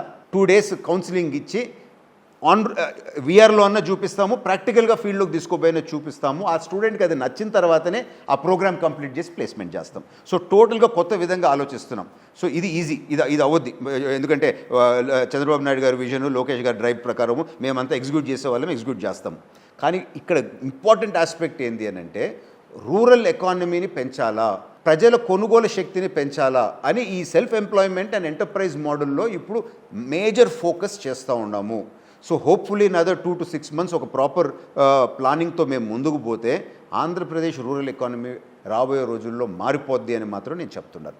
సో నేను ఇంకా అనౌన్స్మెంట్స్ అలాగే ఏం చెప్పను, బట్ ఆ డైరెక్షన్లో ప్రభుత్వం సీరియస్గా పనిచేస్తూ ఉంది. మా సంస్థ కూడా మా వాటా మేము దాంతో పనిచేస్తున్నాం. ఇప్పుడున్న పరిస్థితుల్లో 5 ఏళ్లలో 20 లక్షల ఉద్యోగాల కల్పన అనేది అంత ఈజీ అనుకుంటున్నారా? మీరు చూడండి, చంద్రబాబు నాయుడు గారు ఇస్తాము అని అన్నారు. లోకేష్ గారు మా కమిట్మెంట్ ఎలక్షన్ ముందు ఇచ్చినాం ప్రజలకి, దాని మీద మేము పనిచేస్తున్నాము అని చెప్పినారు. సో నాకున్న లిమిటెడ్ పవర్స్లో కూడా సుమారు కాంట్రిబ్యూషన్ ఇక్కడ నుంచే వస్తుంది, సీడాప్ నుంచి అని చెప్పి మాత్రం నేను తెలుపుకుంటున్నాను. మన ఏపీ పారిశ్రామికంగా అంత అభివృద్ధి చెందలేదు, పెద్దగా పరిశ్రమలు కూడా రాలేదు. కొన్ని ఏరియాలలో ఎమ్మెల్యేలకున్న అవినీతి వల్ల, అంటే ఒక ఫ్యాక్టరీ ఆడికి రావాలి అంటే స్థల సేకరణ కాడి నుంచి మొత్తం ఏర్పాటు వరకు ఎమ్మెల్యేల చేతివాటం ఎలా ఉంటుందో తెలుసు. ఫస్ట్ స్థల సేకరణ చేయాలంటే ఎమ్మెల్యేలకు చేయాలి, స్టాఫ్ను పెట్టుకోవాలంటే మా స్టాఫ్ ఉన్నారు, మా స్టాఫ్ను పెట్టుకోండి, లేకపోతే దాడులు చేసే పరిస్థితి. మెటీరియల్ కానీ ప్రతి దాంట్లో కూడా ఎమ్మెల్యేలకి చేతులు తడపంది. సింగిల్ విండోలో ఎక్కడ కూడా మనకు అనుమతులు వచ్చే పరిస్థితి లేదు ఇక్కడ ఏపీలో. ఈ పరిస్థితుల్లో పరిశ్రమలు ఏర్పాటు చేసి దాంట్లో నైపుణ్యం కలిగిన స్టాఫ్ని మనం ఎలా అప్డేట్ చేసి 20 లక్షల మంది ఉద్యోగ కల్పన ఎలా కలుపుతామంటారు? ఇప్పుడు నాకు వచ్చిన మీకు ఒకటి చెప్తాను, మీకు అనే షాకింగ్ ఇన్ఫర్మేషన్ చెప్తాను. ఉద్యోగాలు లేవు అని చెప్పి మనము పొలిటికల్ సర్కిల్స్లో జనరల్గా అనుకుంటున్నాం కదా. యాక్చువల్గా ఉద్యోగాలు ఉన్నాయి. మొన్న మేము మాట్లాడిన ఆల్ ఇండియా స్కిల్ సెక్టర్ కౌన్సిల్స్తో, ఇండస్ట్రీస్తో, కానీ సరైన క్యాండిడేట్స్ దొరకటం లేదు అని వాళ్ళు బాధపడుతుంటారు. స్కిల్డ్ లేబర్ దొరకడం లేదు. So there is a clear skill gap between the industry requirements and availability of skill in the in the current students. ఆ స్కిల్ గ్యాప్ మేము ఫుల్ఫిల్ చేయగలిగితే చాలా డిమాండ్ ఉంది. ఒక్క కన్స్ట్రక్షన్ ఇండస్ట్రీలోనే ఒక్కొక్క జాబ్ రోల్లో 28 నుంచి 40% షార్టేజ్ ఉంది. సో నాకు తెలిసి ఉద్యోగాలు పక్క రాష్ట్రాలలో కూడా they are looking for. So ఉద్యోగాలు కల్పించడం పెద్ద కష్టమైంది అనేది నేను అనుకోవట్లేదు. కానీ లోకేష్ గారు, చంద్రబాబు నాయుడు గారు ప్లాన్ ఏంది అని అంటే, కొన్ని సెక్టర్స్ మనం ఐడెంటిఫై చేసుకొని ఆంధ్ర రాష్ట్రంలో మనకి ఇన్హెరిటెడ్ కొన్ని అడ్వాంటేజెస్ ఉండే సెక్టర్స్ చూసుకొని ఆ సెక్టర్లో ఎంటైర్ ఎకోసిస్టమ్ తయారు చేయాలని అనుకుంటున్నారు. సే ఫర్ ఎగ్జాంపుల్ మీరు మొబైల్ తీసుకోండి. ఒక మొబైల్ తయారు చేయాలని అంటే దాంతో 20 రకాల ఉండే కాంపోనెంట్స్, ఆ కాంపోనెంట్స్ అన్నీ కూడా అక్కడ తెచ్చి వాళ్ళు రకరకాల ప్లాంట్స్ పెట్టగలిగినారు అనుకోండి. సో మీకు ఒక ఎకోసిస్టమ్ తయారవుద్ది. సో మీకు availability of these 20 parts 100 parts ఉంటే ఇంకో కొత్త కంపెనీ ఏముంది, అందరి దగ్గర పార్ట్స్ కొనుక్కొని వాడు అసెంబుల్ చేసుకోగలుగుతాడు. సో ఎగ్జాంపుల్ మీకు చెప్పింది. సో ఈ విధంగా ecosystems in lot of industries తీసుకొని రావాలా ఆంధ్ర రాష్ట్రానికి అని చెప్పి లోకేష్ గారు అండ్ చంద్రబాబు నాయుడు గారు ఆ డైరెక్షన్లో పనిచేస్తున్నారు. ఖచ్చితంగా మనము we are going to see a lot of progress in the coming days అని చెప్పి మాత్రం తెలుపు. లోకేష్ గారు, చంద్రబాబు గారు చేస్తున్నారు. మీ రోల్ ఏంటి అసలు? పరిశ్రమలను ఇక్కడికి తీసుకువచ్చి వాటికి సంబంధించిన స్కిల్స్, నైపుణ్యాన్ని వీళ్ళ యూత్కు నేర్పించి పరిశ్రమలలోకి వాళ్ళకు ఉద్యోగాలు ఇప్పించడం మీ పాత్ర ఎలా ఉండబోతుంది? మా పాత్ర నేను చెప్పినాను కదండి. నెక్స్ట్ 5 yearsలో ఇయర్లీ 1 lakh స్టూడెంట్స్ని స్కిల్లింగ్ చేసి 100% జాబ్స్ ఇప్పించేదానికి మేము మా సంస్థ నుంచి ప్రణాళికనే ప్లాన్ చేసుకున్నాము. దానికి లోకేష్ గారి దగ్గర పర్మిషన్ కూడా ఆల్రెడీ, మా మంత్రి వారే కనుక ఆల్రెడీ ప్లాన్ చూపించి అప్రూవల్ కూడా అయింది. సో మేము కేంద్ర ప్రభుత్వంతో కూడా ఆల్రెడీ మాట్లాడటం జరిగింది. సో దాదాపు ఇప్పుడు నేను టేక్ ఓవర్ చేసే టైంకి 1000 ఎన్రోల్మెంట్ ఉండింది. 1 lakh తీసుకోపోవాలనంటే ఏం చిన్న పని కాదు. సో కేంద్ర ప్రభుత్వం కూడా సపోర్ట్ చేస్తుందా అని చెప్పి మేము చెక్ చేసాము. లకిలీ అక్కడ ఉండే కేంద్ర మంత్రి కూడా పెమ్మసాని మన మంత్రే, మేము సపోర్ట్ చేస్తాము అని చెప్పినారు. అంటే భారతదేశంలో కూడా ఎవరు చేయరు ఇటువంటి టార్గెట్స్ ఎవరికి లేవు. Almost 4 times the target more than the largest performing states. అటువంటి టార్గెట్స్ తీసుకొని మేము ముందుకు పోతూ ఉన్నాం. అంటే నెంబర్ 1 స్టేట్ కన్నా కూడా 4 రెట్లు 5 రెట్లు ఎక్కువ చేస్తామనే ప్లానింగ్ ఉంది పర్ ఇయర్. సో దానికి సపోర్ట్ వారు చేస్తున్నారు. ఇక్కడ మా డైనమిక్ మంత్రి లోకేష్ గారు కూడా సపోర్ట్ చేస్తామన్నారు. సో మీరు రాబోయే చేంజెస్ ఆ విధంగా ఉన్నాయి. సో స్టూడెంట్స్ కూడా లోకేష్ గారు ఒకటి చెప్పినారు, భారతదేశంలో ఇండస్ట్రీస్తో నేను మాట్లాడితే కొన్ని సంవత్సరాల తర్వాత Andhra Pradesh is a skill capital of India అనే మాట ఇండస్ట్రీ నుంచి నేను వినాలా అనేది నా కోరిక అని అన్నారు. సో క్వాలిటీ ట్రైనింగ్ మనం ఇవ్వాలి మన స్టూడెంట్స్కి అని చెప్పినారు. సో అదేవిధంగా మా వాళ్ళందరితో కూడా, మా కాలేజెస్, మా పిఐఎస్ అందరితో కూడా చెప్పినాను, 100% క్వాలిటీ ట్రైనింగ్ ఇచ్చేటట్టయితేనే మీరు ఫర్దర్గా టేకప్ చేయండి టార్గెట్స్, లేకపోతే ప్లీజ్ డోంట్ టేకప్. మీ మీద క్రిమినల్ కేసులు బుక్ చేయించి ప్రతి రూపాయి మళ్ళీ రికవర్ చేస్తామని కూడా నేను అంత సీరియస్గా చెప్పడం జరిగింది. సో రాబోయే రోజుల్లో ఎంప్లాయ్మెంట్ ఏరియాలో ఇంతకుముందు ఒక సేయింగ్ ఉండింది, జాబ్ కావాలంటే బాబు రావాలి అని. ఇప్పుడు బాబు గారు వచ్చినారు. ఇప్పుడు బాబు గారు వచ్చినారు. రాబోయే రోజుల్లో జాబ్స్ వస్తాయి, మన కళ్ళతో మనం అందరం చూడబోతా ఉంటాం. ప్రతి 5 ఏళ్ళకి ఒకసారి వచ్చేది గవర్నమెంట్ మారే ఉద్యోగాల కల్పన, పరిశ్రమల ఏర్పాటు మీదనే చర్చ జరుగుతుంటుంది. అయితే అవన్నీ కూడా ఈ 5 ఏళ్ళలో జరుగుతాయంటారు. ఖచ్చితంగా మీరు రాసుకోండి. 5 years లోపల కాకపోతే నేను ఎంత కాన్ఫిడెంట్గా చెప్తున్నాను అంటే, చేంజెస్ చూపించకపోతే నేను రాజకీయాల్లో ఉండను, నేను వదిలేస్తాను. చాలా విన్నాం, అంత నమ్మకంగా నేను చెప్తా ఉన్నాను. నేను రాజకీయాల్లో ఉంటాను, రాజకీయ సన్యాసం చేస్తాను అంటే ఇప్పుడు చూడండి, నేను చెప్పేదండి, నేను రాజకీయంలో ఉండే ఊరికి మాట కన్నాను, కానీ నాకు అంత నమ్మకం ఉంది మా ముఖ్యమంత్రి గారి మీద, మా లోకేష్ గారి ప్రోగ్రామ్ పైన, వారి ఉండే డెడికేషన్ పైన. మేము చేసే ఈ 1 lakh per year అన్నాం కదా, ఈ 5 lakhs you take it for granted. రాసుకోండి, మీరు చూడండి, వచ్చి చూడండి, రిజల్ట్స్ చూడండి, it will get done. Sir ఇంత కసిగా మరి ఎందుకు 2024 ఎన్నికల్లో మీకు ఎమ్మెల్యేగా అవకాశం దక్కలేదు అసలు? నేను అడగలేదండి. మీరు అడగలేదు? నేను అడగలేదు. ఎందుకు అని అంటే, నాగరాజు గారు చాలా అద్భుతమైన ప్రశ్న అడిగినారు. మన టైం ఉందా? పర్వాలేదు, స్టోరీ నేను చెప్పాలా? చెప్పండి. ఈ రోజుల్లో నాయకులు అని చెప్పి అందరూ మాట్లాడతాం కదా మనము, ఎవరన్నా కానీ. ఓట్లకి డబ్బులు ఇవ్వకుండా ఉన్న వాళ్ళు ఎందరు ఉంటారు చెప్పండి? ఆంధ్ర రాష్ట్రంలో, తెలంగాణలో, కర్ణాటకలో ఒక పేరు చెప్పండి. ఒకరు కూడా దొరకరండి, వాళ్ళ స్థాయిలో వాళ్ళు ఖర్చు పెడతారండి. నాకు అదే క్వశ్చన్ నేను అడిగిన. నేను ఏం లీడర్ని, నేను డబ్బులు ఇచ్చి ఓటు కొనుక్కుంటే నేను అడుక్కొని మా లీడర్లందరినీ పిలిచి ఊరికి ఏమన్నా మనం చేస్తాము, నేను డబ్బులు ఇవ్వదలుచుకోలేదు అని అన్నా. అంటే అదే అమౌంట్ కన్నా ఎక్కువ మనం బెనిఫిట్ చేస్తాం. క్యాష్ ఇచ్చి కొనుక్కునేది 1000 2000 ఇస్తే నా స్థాయి అంత తక్కువ అని చెప్పి నా మనస్సు సాక్షి ఒప్పుకోవటం లేదు అని అంటే, దాదాపు చాలా రోజులు జరిగింది, చాలా గ్రామాలతో మాట్లాడినాం, ఎవరు ఒప్పుకోలే. సో నేనేమన్నానంటే, నేను ఇచ్చే ఆ 1000 2000తోనో లేకపోతే నేను గెలవను, మాకు కావాలా అని మీరు అనుకుంటే, మీ కళ్ళల్లో నా విలువ 1000 2000 అయితే నాకు వద్దుపో అని చెప్పి నేను చెప్పిన. నేను ఇంకో విధంగా సేవ చేస్తాను. డబ్బులు ఇచ్చి గెలిచారంటారా? అది మీరు చెక్ చేసుకోండి. నేను ఒకటి తక్కువ చేయదలుచుకోలేదు, బట్ అంత దరిద్రం అయిపోయింది. సో నాకేమనిపిస్తుంది, రాజకీయాల్లో ఉండేది ఇది ఒక సేవ, 10 మందికి మంచి చేయాలా. మనము ఏదో సామాను కొనుక్కున్నట్టు డబ్బులు ఇచ్చి కొనుక్కొని మళ్ళీ మనం ప్రెస్ ముందు, మీడియా ముందు, ఇంటర్వ్యూల్లో మనం నీతులు మాట్లాడతాం అనేది అది నిజం డబుల్ స్టాండర్డ్స్. కొన్ని మాత్రం నేను చేయలేను, నా వల్ల కాదు. నేను ఓపెన్గా చెప్తాను. ఈ విషయం చెప్పారు కదా, నేను స్ట్రైట్గా అడుగుతాను. 2014 2015లో మీరు ఎమ్మెల్సీ అయ్యారు కదా, రూపాయి ఖర్చు పెట్టకుండా, అది కూడా స్థానిక సంస్థల కోటాలో మీరు ఎమ్మెల్సీ అయ్యారు, కరెక్ట్ కదా? అది పెద్ద ఇష్యూ కూడా అయింది, పెద్ద చర్చ, అది పెద్ద యుద్ధం జరిగింది. అప్పుడు ఎమ్మెల్సీ అయ్యారు. నిజంగా లోకల్ బాడీస్లో ఏ ఒక్కరిని మభ్య పెట్టకుండా, ఏ ఒక్కరికి డబ్బు ఇవ్వకుండా ఆ రోజు మీరు ఎమ్మెల్సీ అయ్యారా? అసలు ఎలక్షన్ జరగకపోతే ఇంక మభ్య పెట్టేది ఏముందండి? యునానిమస్గా అయినాం కదా. ఎవడో ఒక లిటికెంట్ గాడు వచ్చి ఏదో కొంచెం డ్రామా చేసినాడు, ఆ లిటికెంట్ గాడిని ఎట్లా హ్యాండిల్ చేయాలో అట్లా హ్యాండిల్ అయిందే కానీ ఇంకా there was no election in the first place. In fact election అయి ఉన్నా కానీ మాకు 485 మెజారిటీ ఉండింది, స్ట్రేట్ ఫార్వర్డ్ గెలుచుండేది. సో క్లియర్గా 485 స్థానాలు టీడీపీకి 30-35% ఎక్కువ మెజారిటీ ఉంది కనుక వేరే సీరియస్ కంటెండర్స్ ఎవరు పోటీ చేసేదానికి ముందుకు రాలేదు. Okay. ఎవరో ఒకరు బెనిఫిట్ పొందాలని చెప్పి దాన్ని డిస్టర్బ్ చేయాలని చెప్పి వచ్చిన వాళ్ళే అవి మనం పెద్ద సీరియస్గా రాజకీయాల్లో తీసుకోకూడదు. ఎంత మెజార్టీ ఉన్నా క్యాంపులు నిర్వహించాలి, వాళ్ళని కొద్దిగా బుజ్జగించాలి, చేయాలి కదా. అవన్నీ చేయకుండా నేను అందుకనే చెప్తున్నాను కదండి, ఈసారి నా నోరు తెరిచి నేను అడగలే నాకు టికెట్ ఇండి అన్న అని చెప్పి లోకేష్ గారు చంద్రబాబు గారు నాకు టికెట్ ఇండి నోరు తెరిచి అడగలే. ఎందుకంటే నా మనసు ఒప్పుకోవట్లేదు. ఓకే, ఈ డబ్బులు ఇవ్వలేవని కాదు, అది ప్రిన్సిపలే తప్పు అని నేను అంటున్నాను. అయితే దీన్ని బట్టి చూస్తే దీపక్ రెడ్డి గారి ఇక శాసనసభలోకి అడుగు పెట్టే అవకాశమే లేదా? ఏదన్నా ఒక రోజు ప్రజలు 1000 రూపాయల వాల్యూ కాదు దీపక్ రెడ్డి మాకు ఉంటే 1,00,000 రూపాయలంత బలం మాకు అని చెప్పి రియలైజ్ అయ్యి వాళ్ళు వేస్తామని అంటే నేను కూడా మార్చుకుంటానేమో. కానీ ఈ సామాన్లు కొనుక్కున్నట్టు నేను చేసే మనస్తత్వం అయితే నాకు లేదు, నాకు ఇంట్రెస్ట్ కూడా లేదు. అయితే ప్రజలు మారకపోతే దీపక్ రెడ్డి గారు ఎప్పటికైనా శాసన మండలిలో ఉంటారు తప్పితే శాసనసభలో ఉంటారనమాట. మనకు చెప్పలేము కదా. ఇప్పుడు ఏమైనా నేను చేసే మంచి పనులతో మా వాళ్ళు రియలైజ్ అయ్యి మనం కూడా 1000 రూపాయలు 2000 అడగటం అనేది తప్పు, ఆయన దానికన్నా 5 అంతలు 10 అంతలు మనకు పనిచేస్తున్నాడు కదా అని చెప్పి అనే అంత కాన్ఫిడెన్స్ అందరిలో వచ్చింది అనుకోండి. అట్లా సుమారు పర్సంటేజ్లో ఉంది. కానీ 50%లోనో 70% మనుషుల్లో ఆ నమ్మకం ఉండి ఆ బ్యాలెన్స్ 30% లేకపోతే నేను గెలవను కదా. సో అక్రాస్ ద కాన్స్టిట్యుయెన్సీ ఆ నమ్మకం అనేది వస్తే గర్వంగా నిలుస్తాను నేను ఆ రోజు అనేది వస్తే.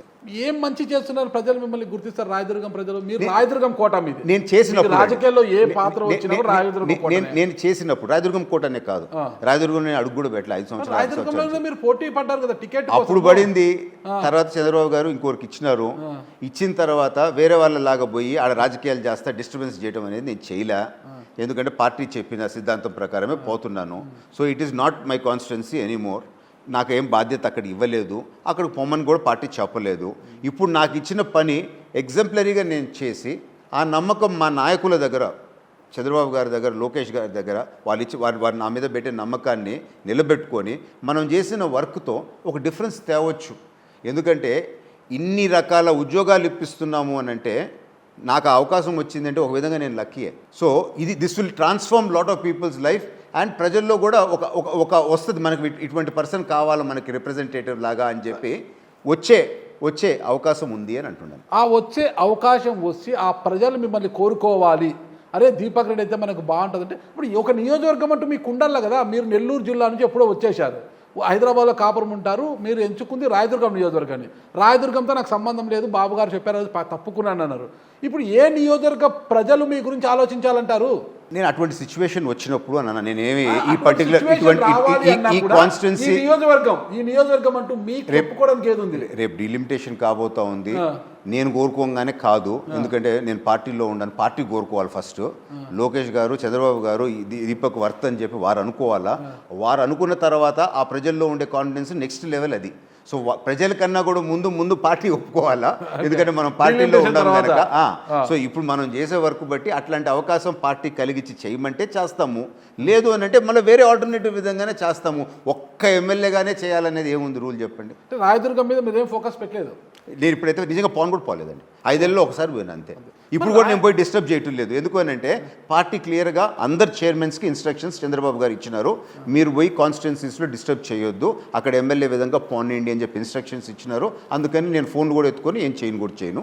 ఆ టైం వచ్చినప్పుడు మళ్ళీ నేను పోతాను. చిన్న క్లారిటీ సార్. ఎస్, రాయదుర్గంకి చెందిన మాజీ జిల్లా పరిషత్ చైర్మన్, ప్రస్తుత ఆర్టీసీ రీజనల్ చైర్మన్గా బాధ్యతలు స్వీకరించిన పూల నాగరాజు గారికి పదవి రావడం వెనక దీపక్ రెడ్డి గారి హస్తం ఉందా లేదా? చూడండి, టాక్ అయితే అనంతపూర్లో అట్లా మాట్లాడుతున్నారు, కానీ ఎవరిని కష్టముతో వాళ్ళకి ఫలితం ఉంటుంది, కానీ మనం ఏదో చేయించినాము అని చెప్పి అని అంటాం అనేది కరెక్ట్ కాదు. 2024 ఎన్నికల్లో కాలువ శ్రీనివాసులు గారికి పూల నాగరాజు గారు ఏమాత్రం కూడా సహకరించలేదు. వాళ్ళంతా కూడా ఒక వర్గంగా ఏర్పడి వ్యతిరేకంగానే చేశారు. అయితే దీపక్ రెడ్డి గారికి పూల నాగరాజు గారికి ఉన్న సఖ్యత వల్ల దీపక్ రెడ్డి గారే లోకేష్ గారికి మళ్ళీ దీపక్ రెడ్డి గారికి ఉన్న సఖ్యత వల్ల దీపక్ రెడ్డి గారు ఆయనకు రికమెండ్ చేసి పోస్ట్ ఇప్పించాలని అనంతపురం అంతా అదే మాట్లాడుతున్నారు. మీకు ఒకటి ఈజీగా చెప్పేది దీనికి ఆన్సరు. ఒకటేమో పూల నాగరాజు గారు కాలువ శ్రీనివాస్ గారికి చేయలేదు అని మీరు అన్నారు, ఇంకొకటి అంటున్నారు. సరే పోనీ మీరు అన్నట్టు అంటున్నారు. ఇంకొకటి ఏమో పదవి వచ్చింది. సో పార్టీ రెండిట్లో ఏది నమ్మింది? కాలువ శ్రీనివాస్ గారు దీపక్ రెడ్డి కాదు, కాలువ శ్రీనివాస్ గారు చేసిన అలిగేషన్ తప్పు, వీరు పని చేసినారు అని పార్టీ నమ్మింది, అందుకని వచ్చింది పదవి. దీపక్ రెడ్డి గారి యొక్క వాయిస్ బలంగా నమ్మింది అనుకోవచ్చు కదా. నేనేమంత ఇప్పించే అంత ఇది కాదు. మా పార్టీలో ఒక డిసిప్లిన్, ఒక ఇది ఉంటుంది. సిస్టమ్ ప్రకారం ఇన్ఫర్మేషన్ అంతా మా నాయకులకు పోయింది. ఆ డెసిషన్ నాకు తెలిసి చంద్రబాబు గారు, లోకేష్ గారు తీసుకున్నారు. వేరే వాళ్ళు ఎవరన్నా మేము చేయించినాము అని చెప్పి ఎవరన్నా గొప్పలు చెప్పుకుంటే చెప్పుకోవచ్చేమో, కానీ ఆ final decision making process was done by the bosses only. వాళ్ళు 4 రకాల రిపోర్ట్స్ తెప్పించుకున్నారు. నాకు తెలిసి ఇంటర్నల్గా నేను ఉండా కనుక, జోనల్ కోఆర్డినేటర్ని కనుక, ఆ రిపోర్ట్లు తెప్పించుకున్న వరకే. దాని తర్వాత ఏ ఒక్కరు దాంతో మాట్లాడేది లేదు. వారు అవన్నీ స్టడీ చేసి డీటెయిల్గా ఫైనల్ డెసిషన్ వాళ్ళే తీసుకున్నారు. సో వారు నమ్ముతుండారు పూల నాగరాజు పనిచేసినాడు పార్టీకి అని నమ్ముతుండారు, ఇచ్చినారు. 2024 ఎన్నికల్లో నేను టికెట్ అడగలేదు, ఎందుకంటే వస్తువు కొన్నట్లుగా నేను ఓటును కొనలేను, దానికి నేను వ్యతిరేకం కాబట్టి టికెట్ అడగలేదు, చాలా దూరంగా ఉండిపోయినాను నేను అని అన్నారు. ఈరోజు ఇచ్చిన సీడాప్ చైర్మన్తోనే సంతృప్తికరంగా ఉన్నాను, దాంట్లోనే నా టాలెంట్ ఏందో నా పనితనం మీద చూపిస్తానంటున్నారు. చాలా సంతోషం. అయితే 2024 ఎన్నికల్లో మీ బావమరిది జేసీ అస్మిత్ రెడ్డి విజయం కోసం తాడిపత్రిలో బాగా కృషి చేసినట్టున్నారు కదా? లేదండి, అది అబద్ధం. నేను ఇన్ఫ్యాక్ట్ అసలు పోనే పోలేదు. ఒక్క ఎలక్షన్ రోజు, కౌంటింగ్ రోజు నా వైఫ్ అనింది, బ్రదర్ ఇన్ లా నిలుస్తుంటే, పోలింగ్ రోజు బ్రదర్ ఇన్ లా నిలుస్తుంటే 2 నెలలు నువ్వు వచ్చి ఇక్కడ పని చేయాల్సింది, నువ్వు రాలేదేమి అని చెప్పి నా వైఫ్ నన్ను నా మీద కూడా మాట్లాడింది. కానీ చంద్రబాబు నాయుడు గారు ఒక జోనల్ కోఆర్డినేటర్గా నన్ను పెట్టి ఒక జోన్లో చూసుకుంటా ఉన్నప్పుడు, అంత బాధ్యత పెట్టినప్పుడు మనం వదిలిపెట్టి రాలేము అని చెప్పి నేను చెప్పినాను. పెద్ద ఆయన ఎవ్రీడే మాట్లాడుతూ ఉండేవాడు జోనల్ కోఆర్డినేటర్స్తో. మాకు డైలీ టార్గెట్స్ ఇచ్చేవాళ్ళు. ఆ ఫోన్ పెట్టేసిన తర్వాత రాత్రి 12:30 దాకా మేము ఫోన్లు మాట్లాడుతూ పరిగిస్తూ ఉండేవాళ్ళం. అసలు ఊపిరి పీల్చుకునే దానికి కూడా టైం లేదు. ఇన్ఫ్యాక్ట్ నాతో పాటు మా జేపీ ఉండేవాడు. నాకు కనీసం అన్నం టైం అయింది, నువ్వు అన్నం తినా అని చెప్పేవాడు. అంత వర్క్ లోడ్లో మేము పార్టీ పనిలోనే ఉండేము. ఒక్క పోలింగ్ రోజు నేను పోయినాను. ఆడ జరిగిన స్టోరీలన్నీ ప్రెస్లో వచ్చినాయి. సో అక్కడ గొడవకు కారణమే మీరు అని అవతల వర్గం ఆరోపిస్తోంది. ఆ పెద్దారెడ్డి నాతో అసెంబ్లీలో ఎన్నిసార్లు మాట్లాడినాడు. నాతో బీటెక్ రవి అన్నాడు, ఏమన్నా పెద్దారెడ్డి అన్నా నువ్వు దీపక్ రెడ్డితో మాట్లాడుతున్నావు, ఆడేమో ప్రభాకర్ రెడ్డి గారితో ఫైట్ చేస్తావు కదా అంటే, దీపక్ రెడ్డికి నాకు ఏం లేదు, దీపక్ రెడ్డి ఫ్రాక్షన్ చేయడు, దీపక్ రెడ్డి మంచోడు అని చెప్పి మాట్లాడినోడు. ఆ రోజు మీరు చూస్తే కారులో నేను కూర్చొని ఉండాను. అప్పుడు కూడా మళ్ళీ కాన్ఫరెన్స్ కాల్ జరుగుతూ ఉంది. నేను కారు అద్దం కూడా దిలా, నా గన్మెన్ కూడా లేడు, ఎవ్వరు లేరు. ఆ పోలీసు వాళ్ళు అందరినీ పంపించేశాడు. కేవలం ఒక్కడనే ఉన్నాను. నేను ఫోన్ మాట్లాడుకుంటున్నాను. ఆయన నా కారు దగ్గరకు వచ్చినాడు, నేను ఆయన దగ్గరికి పోయినానా.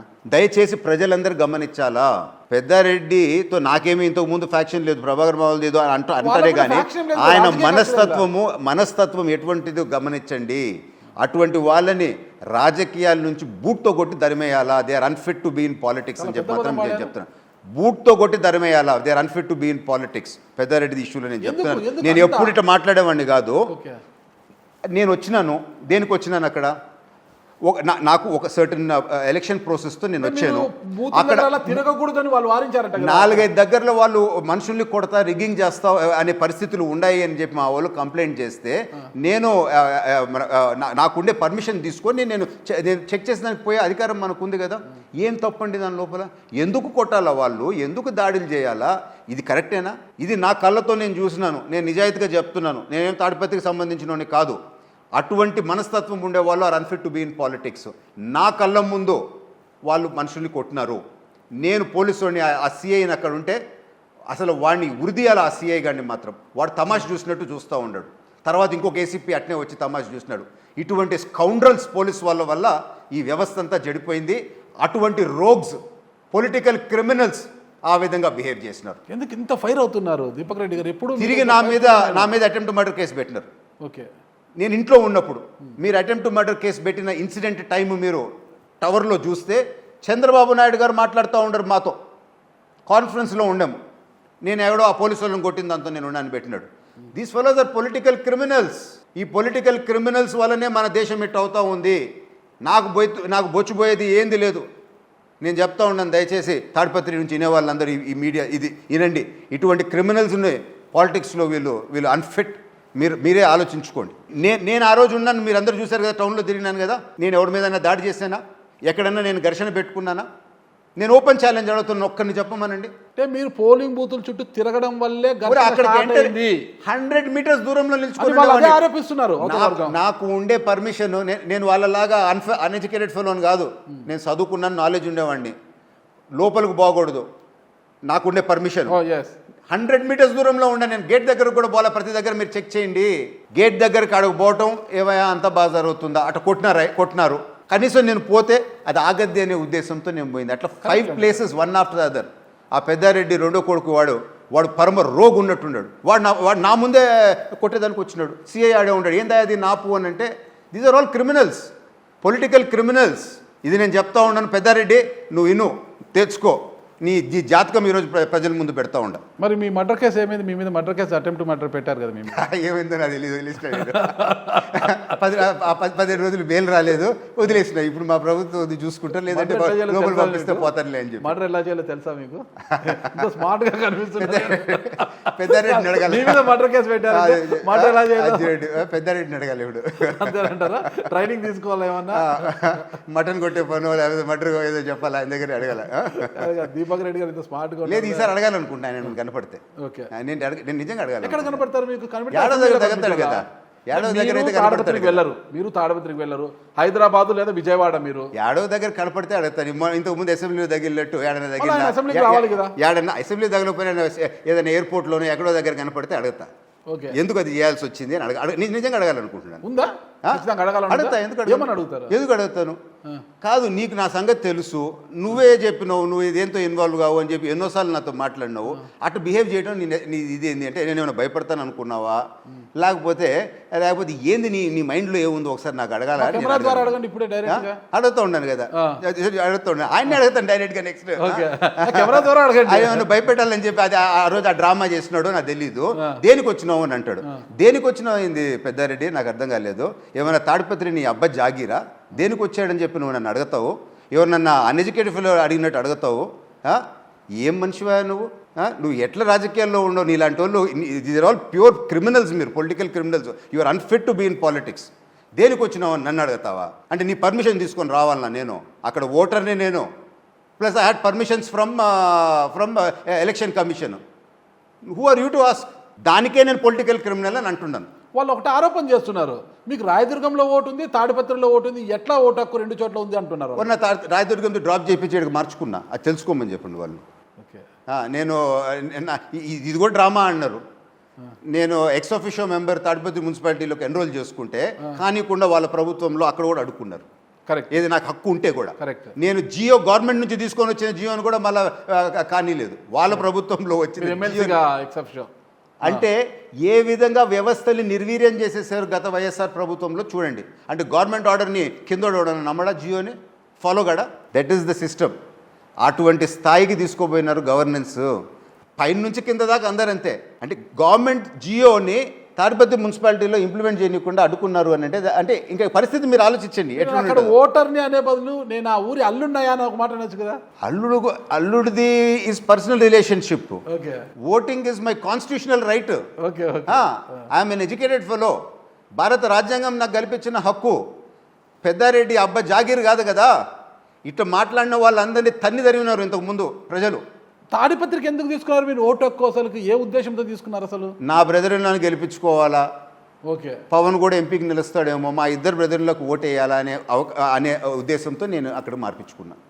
నా వంతు నేను ఏం పెద్ద పని చేయలేదు, పార్టీ పనిలో బిజీగా ఉండేను కనుక ఆ ఓటు అన్న వాళ్ళకి వేసుకుంటాము అని చెప్పి నేను ఆ డెసిషన్ తీసుకున్నాను. Yes, okay. ఒక బ్రదర్ ఇన్ లా, ఒక బావమరిది ఏమో ఎమ్మెల్యే అయిపోయారు, ఈరోజు అసెంబ్లీలో ఉన్నారు, మీకు ఆనందం. అది ఒక బావమరిది ఎంపీగా నిలబడతారంటే అది సమీకరణ వల్ల వీలు పడలేదు. అది ఎలా ఉంది ఆ ఫీలింగ్? మీ పెద్ద బావమరిది చేసి పవన్ రెడ్డి గారు ఎంపీ కాలేకపోయారు. అశ్మిత్ అయింది మాత్రం చాలా సంతోషము. సో ఈ పొలిటికల్ క్రిమినల్స్ లాంటి పెద్దారెడ్డి లాంటి వాళ్ళని దూరం పెట్టి ఒక కొత్త రాజకీయం తాడిపత్రికి చూపిస్తాడు అని చెప్పి నేను నమ్ముతున్నాను. ఒక పవన్ కాలేదు అనేది మాత్రం కొంచెం బాధే లోపల. ఒకటి పర్సనల్ రిలేషన్షిప్లో బాధ, కొంచెం పార్టీ తరఫున కూడా బాధ ఉంది. ఎందుకు అని అంటే పవన్కి ఉండే టాలెంట్ పబ్లిక్ రిలేషన్స్ పిఆర్లో నాకు తెలిసి పెద్ద ఎవరికి లేవు. హార్డ్లీ 1-2 మీరు లెక్క పెట్టవచ్చు. ఆయన ఈరోజు ఎంపీగా ఉండుంటే ఢిల్లీలో రిలేషన్షిప్స్ తెలుగుదేశం పార్టీ తరఫున అద్భుతంగా ఆ నెట్వర్కింగ్ చేస్తుండేవాడు. ఆ అవకాశము కోల్పోయింది పార్టీ అని చెప్పి నేను పర్సనల్గా నమ్ముతూ ఉన్నాను. అంటే కమ్యూనికేషన్ స్కిల్స్ ఇవన్నీ అంత అద్భుతం. సో ఇప్పుడు మీరు ఢిల్లీలో రేపు మనం పోయి ఏదైనా ప్రోగ్రామ్ పెట్టాలని అనుకుంటే ఆ మంత్రులందరితో కోఆర్డినేట్ చేసే ఎబిలిటీ ఉంది. సో ఆ type of public relations maintain చేసే మనుషులు చాలా అరుదు పాలిటిక్స్లో అంత బాగా. సో అది ఒక విధంగా పార్టీ కోల్పోయింది, ఒక విధంగా పవన్కి రాలేదని చెప్పి కూడా పర్సనల్గా ఆన్ ఫ్యామిలీ లెవెల్ వచ్చుంటే బాగుంటుంది అని చెప్పి నా అభిప్రాయం. మరి ఎలక్షన్ తర్వాత పవన్ గారు చాలా దూరం అయిపోయినట్టుగా కనిపిస్తుంది కదా, రాజకీయాలకు దూరం అయ్యారా లేకపోతే ఏంటి, అసలు ఎక్కడా కనిపించకుండా పోయారు? అంటే అవకాశం కోసం వెయిట్ చేయాలి కదండి ఎప్పుడన్నా కానీ. ఇప్పుడు పవన్ లాంటి వాళ్ళు ఒక స్థాయిలో ఉండేవాళ్ళు, ఈ చోటా మోటా లాంటి నాయకుల్లా కాదు. మనకి అవకాశం ఇచ్చినప్పుడు పార్టీ చెప్పినప్పుడే చేయాలని మన గౌరవంగా ఉండేటట్టు. సో పార్టీ ఎప్పుడు నెక్స్ట్ వర్క్ ఇస్తుందో అప్పుడు ఆయన చేస్తాడు. సో మనం పోయి డిస్టర్బ్ చేయకూడదు అనే ఉద్దేశంతో దూరంగా ఉండాడు. అంటే నేను పార్టీ చెప్పినట్టు గౌరవంతో రాజకీయం నుంచి దూరంగా ఉన్నాను. మేము ఎప్పుడు చీప్ పాలిటిక్స్ చేయము, కొంచెం గౌరవంగా ఉండాలని చెప్పి భావించే టైప్ మనుషులు. మొత్తం మీద మీ బావమరిది అస్మిత్ రెడ్డి గారు ఇప్పుడు చెప్పాలంటే ఒక మాట ఏమంటే తాడిపత్రిలో పవర్ అంతా మీ మామగారింట్లోనే ఉంది.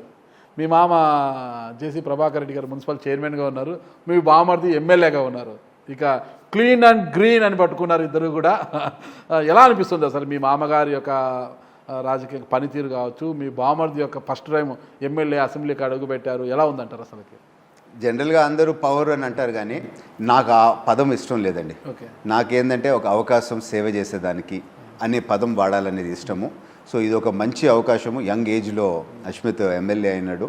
సో మంచి సేవ చేసి ప్రభాకర్ రెడ్డి గారు చేసిన దానికన్నా ఇంకో స్టెప్ ఎక్స్ట్రా తీసుకోబోయే విధంగా పనిచేయాలని చెప్పి నేను విష్ చేస్తూ ఉన్నాను.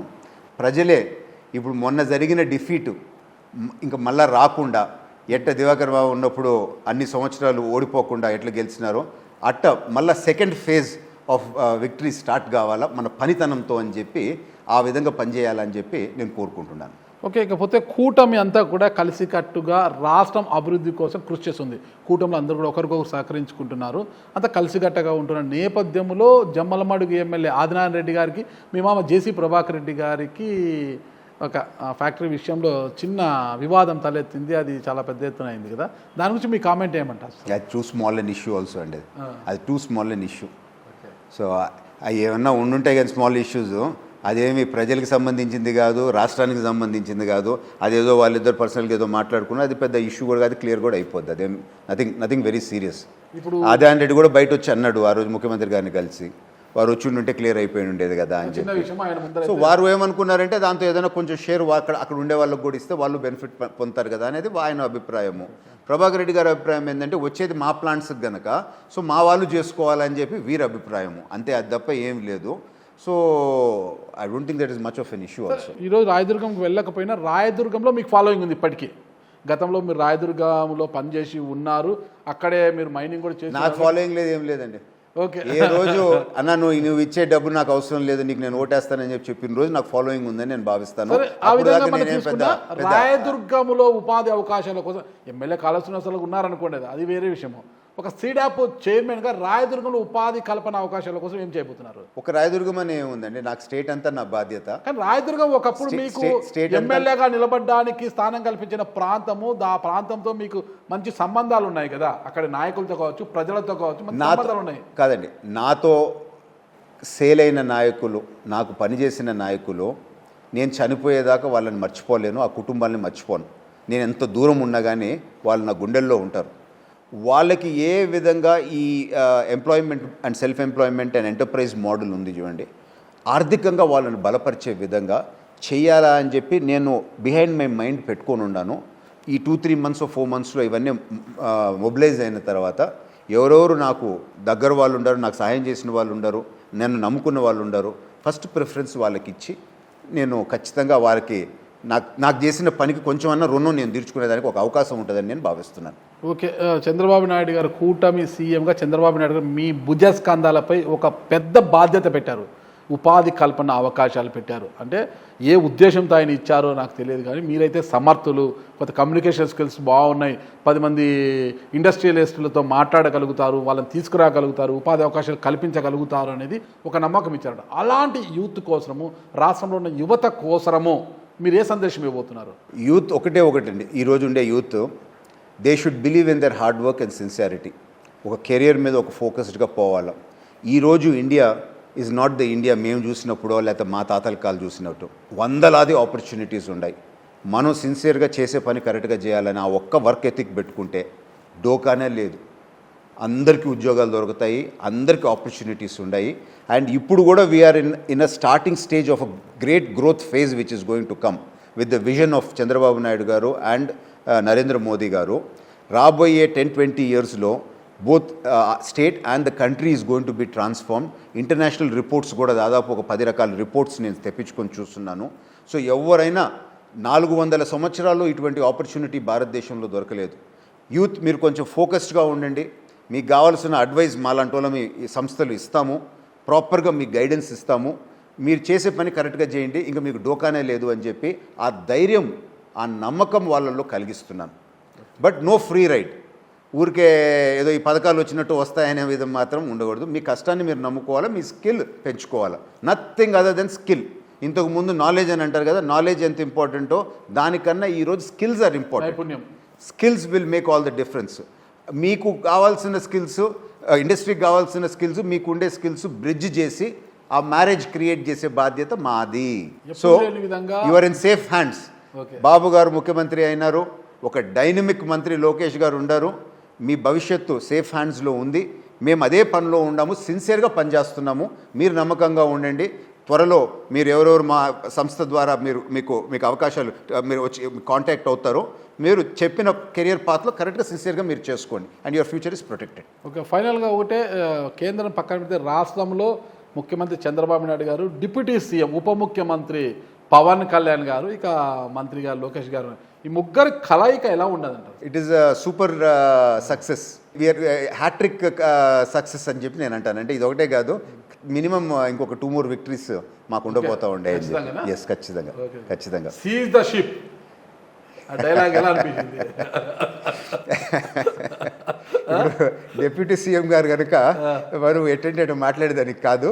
బట్ ఎస్, ప్రజలకి అట్లాంటి ఫోర్స్ఫుల్ వర్డ్స్ డైలాగ్స్ ఇష్టం కనుక కరెక్ట్ డైలాగ్ ఇచ్చినారు. దాన్ని చాలామంది అది బాగా ప్రజల్లో పండింది, మీరు ఇప్పుడు అడుగుతూ ఉండరు. So it is something which actually has an impact అని అనిపిస్తుంది. Thank you sir. మీకు ఇచ్చిన బాధ్యతలు మీరు తూచా తప్పకుండా పాటించి రాష్ట్రంలో ఉన్న నిరుద్యోగ యువకులకు ఉపాధి అవకాశాలు కల్పిస్తారనేసి నేను నమ్ముతున్నాను sir. Thank you sir. Namaste. Thank you. మా చంద్రబాబు నాయుడు గారు, లోకేష్ గారు మా మీద పెట్టిన బాధ్యత అండ్ యువతకి సేవ చేసేదానికి అవకాశం వచ్చిన దానికి నేను ఐఎమ్ థ్యాంక్ఫుల్.